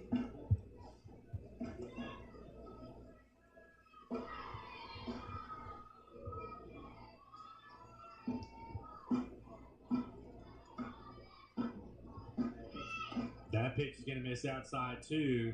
So now you got 3-0, which is your nightmare scenario if you're Pearl River, because obviously East Central is the home team, so you're in the bottom of the 6th inning. And if you issue a leadoff walk, then certainly they're going to be able to play the percentages. They can bunt, try to move the defense around. And Catherine Shell, I think you're going to see her take on 3-0, maybe even 3-1. So we're going to have that choice pond pitching change. They came out and talked to the home plate umpire. I'm not sure what I don't know what that was. What the issue was. I mean, she's in the circle. Unless they had somebody run for Shell. No. I don't know. That pitch across for a strike. Maybe she said, I'll give you $1 to call this pitch a strike. I don't know. Well, it was a strike, so you can keep your $1. But yeah. But now with 3-1, wouldn't surprise me to see Catherine Shell take this either. And that's the case there. Count goes 3-2. Now you gotta obviously make that pitch in the strike zone become a mistake if you're Shell. If you're Holly, battle back so far, you just simply cannot issue a leadoff walk. So 3-2 is the count here. Pitch coming. Popped up, right fielder charging over, calling everyone off, and makes the catch. 2 steps into foul territory for out number 1. Good job getting the fly ball. Alyssa Pinero does a good job to move over, was under control, settled under, and that's a huge out there for Pearl River. Shell had gotten ahead of the count 3-0. And if you're East Central, you're really frustrated because it's a 3-0 pitch you take, you understand that. 3-1 you take because Shell's not one of your more dominant hitters, and then waste a chance to get a leadoff run. That pitch right now, Broadway for a strike. This is Moore, the left fielder, or excuse me, center fielder, as she struck out looking and does have a single to her credit here. We're in the bottom of the 6th. This one popped up, trouble. Whoa. Man, what a play. Wow, nearly dropping that time. I don't know if the third baseman looked up and saw nothing but sunlight with the shortstop coming over and grabbing that one underneath. Yeah, that should be Wesley's ball. I mean, it's right there to her. All she has to do is settle under it. Deborah Schmidt obviously came over there, and I think she may have called it. And just like in the outfield with the center fielder, if the shortstop calls it, she's got priority. So Wesley moved out of the way, and Deborah Schmidt made a bit of a basket catch and a break there for Pearl River, because that could have been disastrous. And we would have had a runner on first with 1 out because of an error. Instead, Deborah Schmidt is able to make that catch, and you got the bases cleared, and you're a pitch away from getting out of it. Shelby Walters at the plate, 1 for 3 on the day. She did reach on the fielder's choice in her previous at-bat. Listen to that pitch outside, 2-0 now, is the count here to Shelby Walters. Intense atmosphere right now. A season is on the line for one of these teams. The winner will advance to tonight's second elimination game. That'll be following immediately after this contest. 2-0 is the count. There's a shot, and it's going to go foul, out of play. 2-1 now is the count. A couple of pitches that have been right in the zone for East Central in this inning. They just have not been able to do anything with it. We mentioned Catherine Shell leading this inning off. It got ahead 3-0. Then she got that 3-2 pitch in the zone. Just hit a lazy fly ball to right. And then another ball that Kenyatta Moore got in the zone. She popped up. And that one, what a play. Look at that on the Little Caesars instant replay there. Almost hate that I switched cameras. Hannah Malone, really good at the plate. We don't talk about first baseman defensively probably as much as we should, but she made a terrific play there off the end of the bat. But if Malone doesn't get over there and get that ball could be deep in the 4-hole, and you're probably looking at Walters at first base, and then you never know what happens. So a good play there. And to the 7th we go. 2-2 is your score. We'll take a break and be back with more right after this. When I was looking for a college back in the day, I'm from Ames, Mississippi, just 30 minutes down the road. I'm a homebody, and I had to commute, and I said, I need to go to a college that's not too far from home. And I heard of ICC. And once I stepped on campus, I knew this is the junior college I need to be at. I didn't think of another college. I said, this is it. When I stepped on campus, the atmosphere, it just was drawn to me. And I felt like this is what I belong. I belong here. No one could not find me. Because at that moment, I knew this is the best junior college team. This is where I need to be. This is where I have to be. And that's why I am where I'm going. Because I belong here. I'm Dr. Laurie Cagle with Cagle Eye Center in Fulton. We offer comprehensive eye exams to provide proper diagnosis and treatment of various eye diseases. Browse our large selection of frames available in prescription and non-prescription. Call to schedule your eye appointment today at Cagle Eye Center in Fulton. Wildcats. And welcome back, ladies and gentlemen, as we move to the top of the 7th inning. If you want a good elimination game, you've got it here. Somebody's season is on the line. We're tied 2-2 as we head to the top of the 7th inning. It'll be the 9-1-2 batters coming up here for Pearl River. Easton Cooley and Depperschmidt, and that first pitch across for a strike, facing their ace, Oswald. Hey, you just got to put it on the line. It's as good as it gets. Lineup going to be rolling third time through. This is where you got to make your mark if you're Pearl River. There's going to be a ground ball to the shortstop. Throw over is going to be inside, routine 6-3. Yeah, it's kind of a black hole when you hit it that side right there. I was looking to see how that ball bounced. And top of the order, number 22. You get into a situation where Beckham able just to get down on it. The ball didn't take any funny hops. We've seen that a time or two out there. It's a big out, obviously, to start at the top of the 7th inning. So now we go back to the top of the lineup here in Cooley. She's been a tough out, 2 for 3 on the day. Is that pitch missing for a ball? She's singled, advanced twice actually on wild pitches. She has scored a run and is grounded out 1-3. So Cooley, if you're Pearl River, you want to see her get on base. And there's going to be a ground ball to the third. Instead, a great throw, nice dig for the second out. Yeah, that is a really, really good play over there at first base by Catherine Shell. McMahon's been good this entire tournament. And a hot shot right to her. And she was able to get it and throw it all the way over there. And now 2 outs. Pitch away from getting out of the inning and bring up Depperschmidt, who got that big-time hit, biggest hit for Pearl River this year. Well, she's going to try to spark a 2-out rally here, and that pitcher calls for a strike. So if you're Oswald, you got to be aggressive here. You start off first pitch for a strike. Don't be afraid to go and attack. You got a good defense behind you. So 0-1 is the count. This pitch popped up.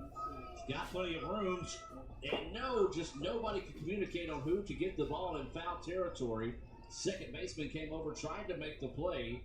Diving right fielder, first baseman. I don't know if anybody can really call that one off, Jeremy. Yeah, Eva Scott, the second baseman, I thought was going to have the best shot at this. But Mackenzie Johnson, the right fielder, is coming in, and obviously, routinely, you would say, look, you want the person coming in to make the catch versus the person going out. But I think in that situation, because it was hit sort of sideways, Eva Scott maybe had the best chance at it. She just couldn't get it. Ball in the dirt, not a bad spot to miss if you couldn't get her to chase one. 1-2 now is the count. And if you're Depperschmidt, anything close, you got to at least foul off. Well, she had that big at bat the last time, a 2-run single to tie the contest. That was back in the top of the 5th. And fouls that one off. And they call it a foul ball. That was a borderline foul ball. That one kind of hit and just looked like your sandwich stuck. My sandwich? Yes, sir. We haven't played golf in a while. Do you think that's what the sandwich? That's right. Yours backs up about 4 or 5 inches. Augusta style. That's right. That pitch a little low. Yep, the sun's getting to us, folks. Well, you look to That pitch in the dirt. So now Depperschmidt works the count back even 2-2. This is where you got to expect you're going to get something in the strike zone. Probably going to be a fastball, and that's where you got to be ready to hit it. So the 2-2 pitch coming. And she does foul it off to keep the at-bat alive here. So Depperschmidt not going quietly here in the top of the seventh. Little jazz over there. Coach Lee White didn't make the play on the foul ball. Good for her to laugh about it and everybody kind of staying loose, because you're right. This is it. Your season's pretty much on the line. She's down there, still got a big smile on her face. I like that pitch by Oswald. 2-2, she wasn't afraid to pitch in. She jammed Depperschmidt, got her to roll over and foul it off. So the 2-2 pitch coming, and this one fouled back, and we'll do it all over again. Good battle going right here with 2 outs in the inning. 2-2 is the count. And then that time goes away from Depperschmidt. So just the cat and mouse game with pitch selection, where you want to put it, go in and out, work different speeds. Really good job pitching. That pitch missing low and outside. Once again, not a bad miss. See if you couldn't get her to chase something on that outside corner. Now, you're right. Now the only bad thing about it is you run the count full, and you certainly can't put her on base with a walk. If she's going to get on base, you have to earn it with a hit. So if you're Oswald, this has got to be in the zone. If you're Depperschmidt, you got to be ready to attack this pitch.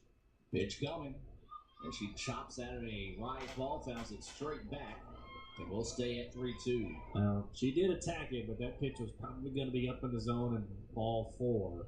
So a break there for Oswald. But she did elevate it, you're right. With that rise ball in there. Knowing Depperschmidt was going to be attacking. 3-2 pitch coming. Ground ball, back to the pitcher, tosses it over. And a big out there. 3 up, 3 down, goes Pearl River. East Central with a chance to walk it off in the bottom of the 7th. We're tied at 2. We'll take a break and be back with more right after this on Let'sGoICCTV.com. This broadcast on Let'sGoICCTV.com is presented by Renaissance Bank, Little Caesars, Food Giant, the Sonic of Fulton, your Etowah County Farm Bureau agent, Joey Cox, the ICC BSU, Bank of Oklahoma, Legend Sports Grill, the ICC Wesley Foundation, Choice Palm, Kegel Eye Center, Tupelo Coca-Cola Bottling Works, the ICC Alumni Association, and the ICC Foundation. Need money now? Get a Choice Pawn loan on things you already own, like guns, boats, campers, trailers, recreational vehicles, and just about everything else. Get a loan from Choice Pawn in Fulton and Tupelo. Get cash today. ChoicePawn.com.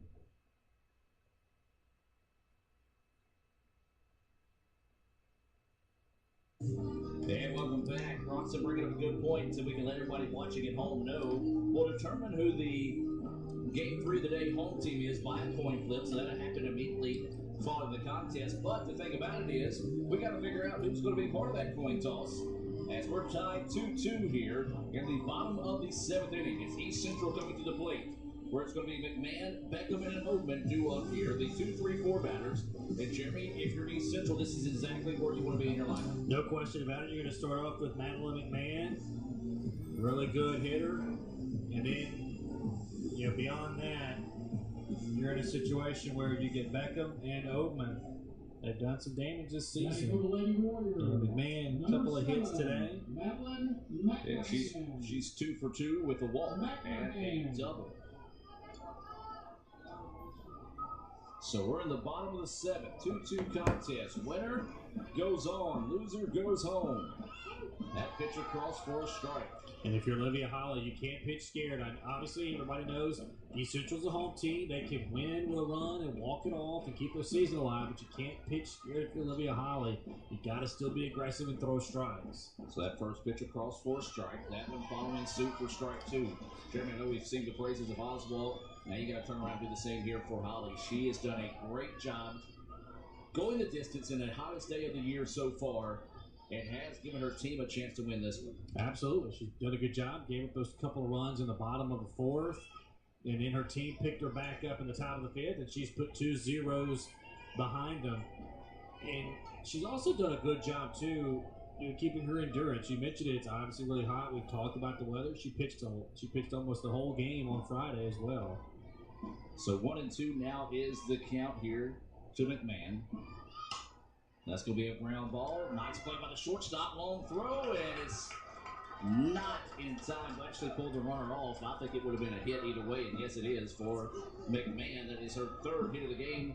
Jeremy, now the winning run is on base for East Central. You've got Beckham, who is 0 for 3 on the day. You sacrifice over. It's a lot of different options right now. A lot of different options. Beckham, one of your better hitters. She came in hitting .348 in the state tournament, so I think you may see them ride with it. Just perfectly placed, though, if you're McMahon. I mean, there's nothing Deborah Schmidt could do. She did a good job just to keep it.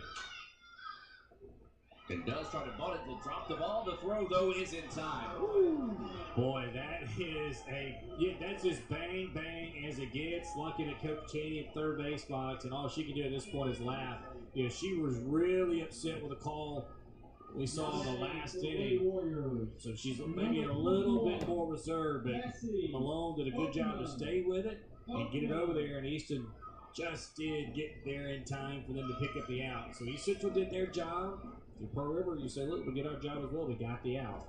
So the sacrifice bunt being brought to you by the ICC Baptist Student Union. Hey, if you're a future ICC student, they meet Monday nights at 7:07, Wednesdays at lunch. All they ask is you bring $2 and a friend. Don't forget that $2 for your friend. Come be a part of the ICC BSU. Brother Chris Burrows and company always doing a great job there with the ICC BSU.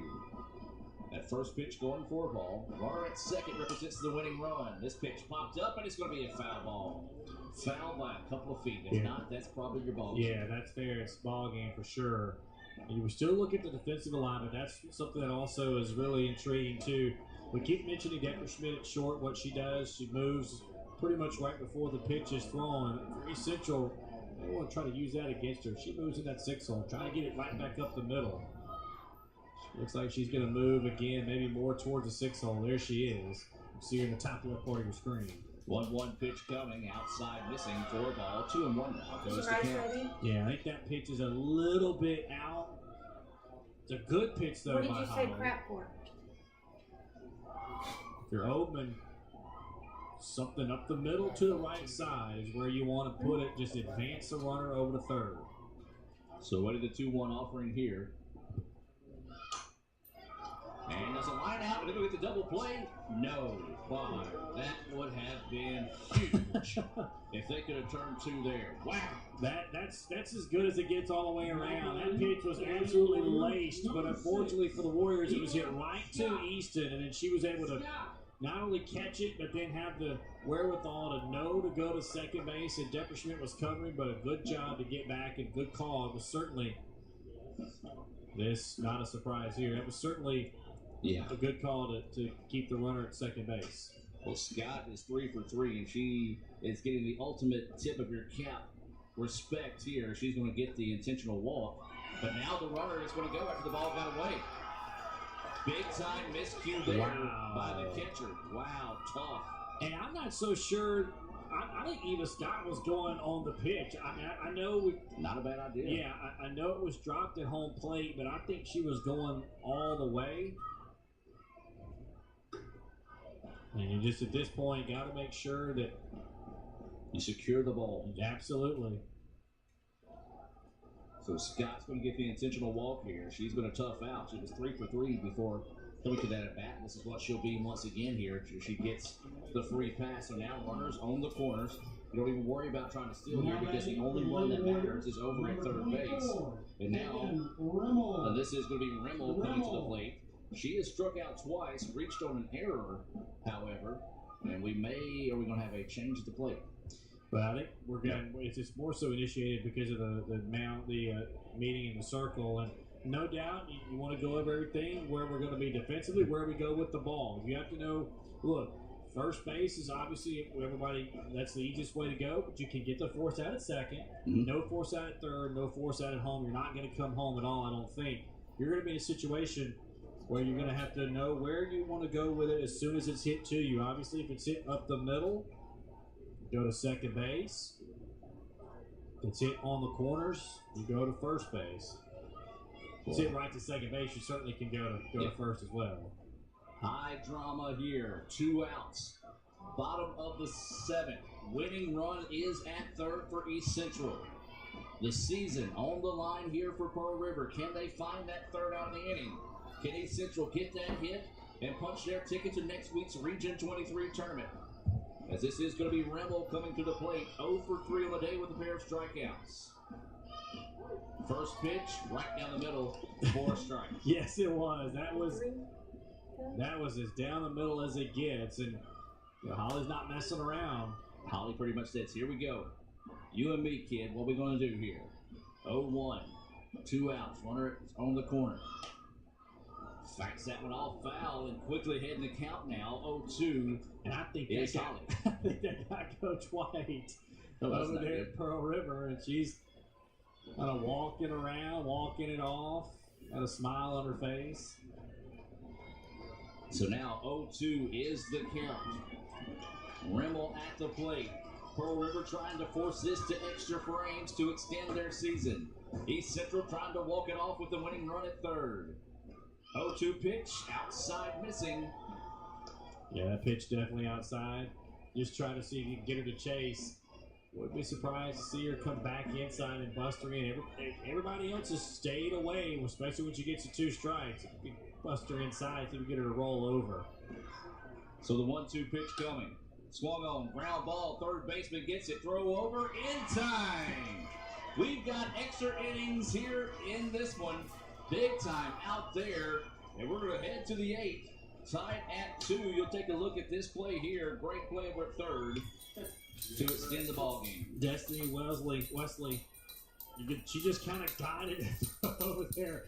If this was the top of the first, she would have hummed it over there, but she wanted to make sure it got over there, and a good job by Malone to catch it, step on the bag, and keep this game alive. We're going to take a break and come back with the top of the 8th right after this. What's better than waiting in line at the bank? Literally everything. Renaissance Bank's mobile check deposit lets you take care of checks wherever you want. Click on Deposit Check in the Renaissance mobile app. Read and hit Continue on the bottom of the notice page. Sign it. Write your name, account number, and for mobile deposit only on the back. Photograph it, front and back, so we know it's real. Type in the amount, choose the account to deposit into, click Continue, and go on your way. You'll receive an email that is being processed, but hold on to the hard copy until the check clears, and then rip it up and throw it away. So what are you waiting for? Download the Renaissance mobile banking app and make waiting in line a thing of the past. Check, phone, check. Renaissance Bank, understanding you. Member FDIC.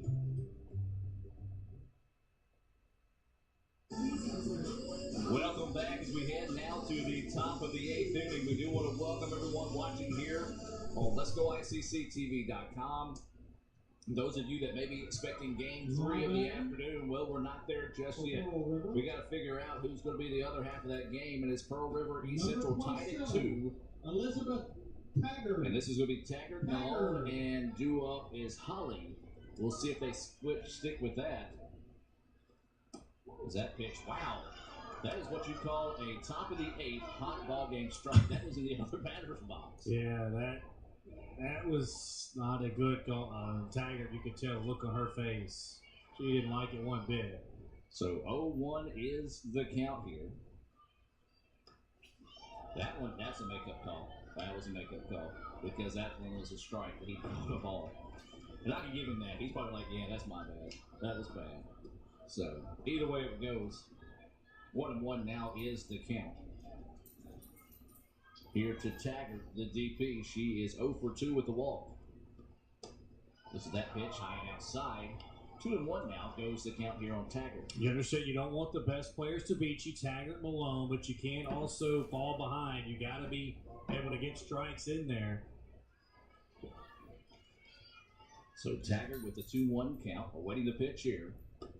That one hangs up high. 3-1 now goes the count. That's what I'm talking about. You issue a walk here. I understand. Obviously, you say, well, Taggart, same thing as a single, but the leadoff walk just always seemed to come back to bite you. You got to get a strike in here. And if you're Taggart, 3-1, fastball, you got to be ready to pound it. If it's not perfect, you can let it go by. Well, this pitch fouled off out of play, and 3-2 now goes the count. Pitch just a middle away. That is a really good pitch by Oswald. She didn't give in, didn't come right down the middle. Location was good on that. Taggart was late. I think she was thinking it was going to be more middle in. So now the count full. Awaiting the 3-2 offering. Swung on and missed for strike 3. Boy, that's a big time swing and a miss. Really good pitch by Oswald. It's a pitch that's out of the strike zone, but it's got good late movement, and the location is away. And Taggart probably triggered by the fact that the first pitch of the at-bat was a called strike about 2 or 3 inches off the plate. Felt like she needed to extend it. Oswald took advantage of it. A huge, huge out to start this inning. Her first Renaissance Bank strikeout of the game. That pitch missing up for a ball. This is Malone. Malone is 0 for 3. She grounded out to third to end the first, grounded out to shortstop, and popped up to fourth to end, or excuse me, to second to end the fifth. So she's been all around the infield. She does have 7 home runs, 54 RBIs in the year. Came into the state tournament hitting .364. So 2-0 is the count. Here to Malone. 1 out after that Renaissance Bank strikeout to start the inning. And that one right down Broadway for a strike. 2-1 now goes the count. Sun starting to set here in Fulton. We started our morning at 12:58 with the broadcast. And here we are now approaching the 6:15 mark. And there's a strike, a beautiful pitch, hitting that outside corner. Well, if you're Malone, you look a little bit like Taggart. Maybe that strike zone is extended a bit to get something outside. Maybe you get Malone to chase. That pitch inside. Here we go again of the 3-2 count. Certainly can't put her on with a walk, but you certainly don't want to give in with a pitch down the middle. It could easily be 3-2. So 3-2 is the count. 1 out, nobody on here. Pearl River, top of the 8th inning. Fouls this one back, and we'll do it all over again. So 3-2 remains the count. 1 out, nobody on, top of the 8th. Your season is on the line here. Boy, I tell you what, this is gut check time, big time, Jeremy. This is as clutch as it gets, no doubt. So the 3-2 pitch on its way, popped up. First baseman calling everyone off, and will squeeze it for out number 2. Wow. What about Oswald? She has come in and faced the heart of the lineup. Has gotten some pretty routine outs. Yeah, you go 3 and 4 in this lineup. You get a strikeout and a pop-up on the infield. That is really impressive. It did it with back-to-back full count pitches where you knew she had to get it in the strike zone.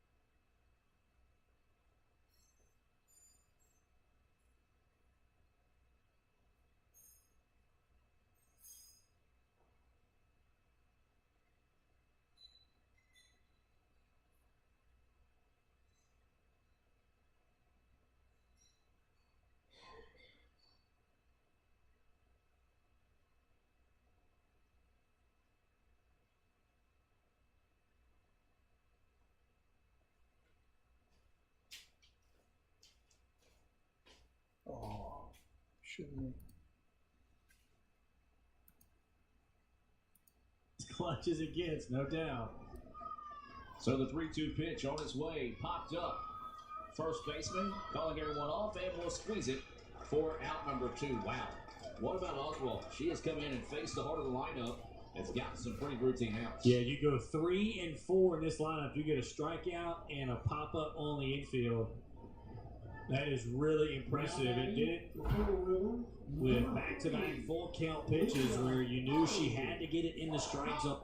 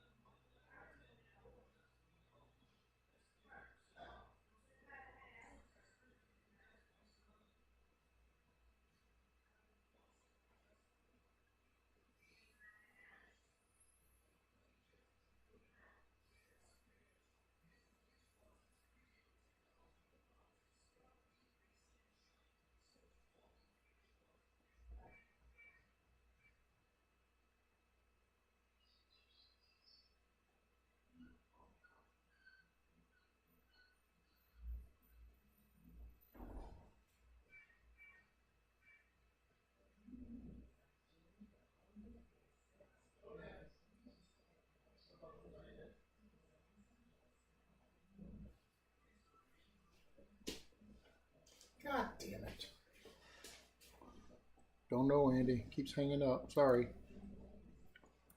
As clutch as it gets, no doubt. So the 3-2 pitch on its way, popped up. First baseman calling everyone out. Froze up on me, bud.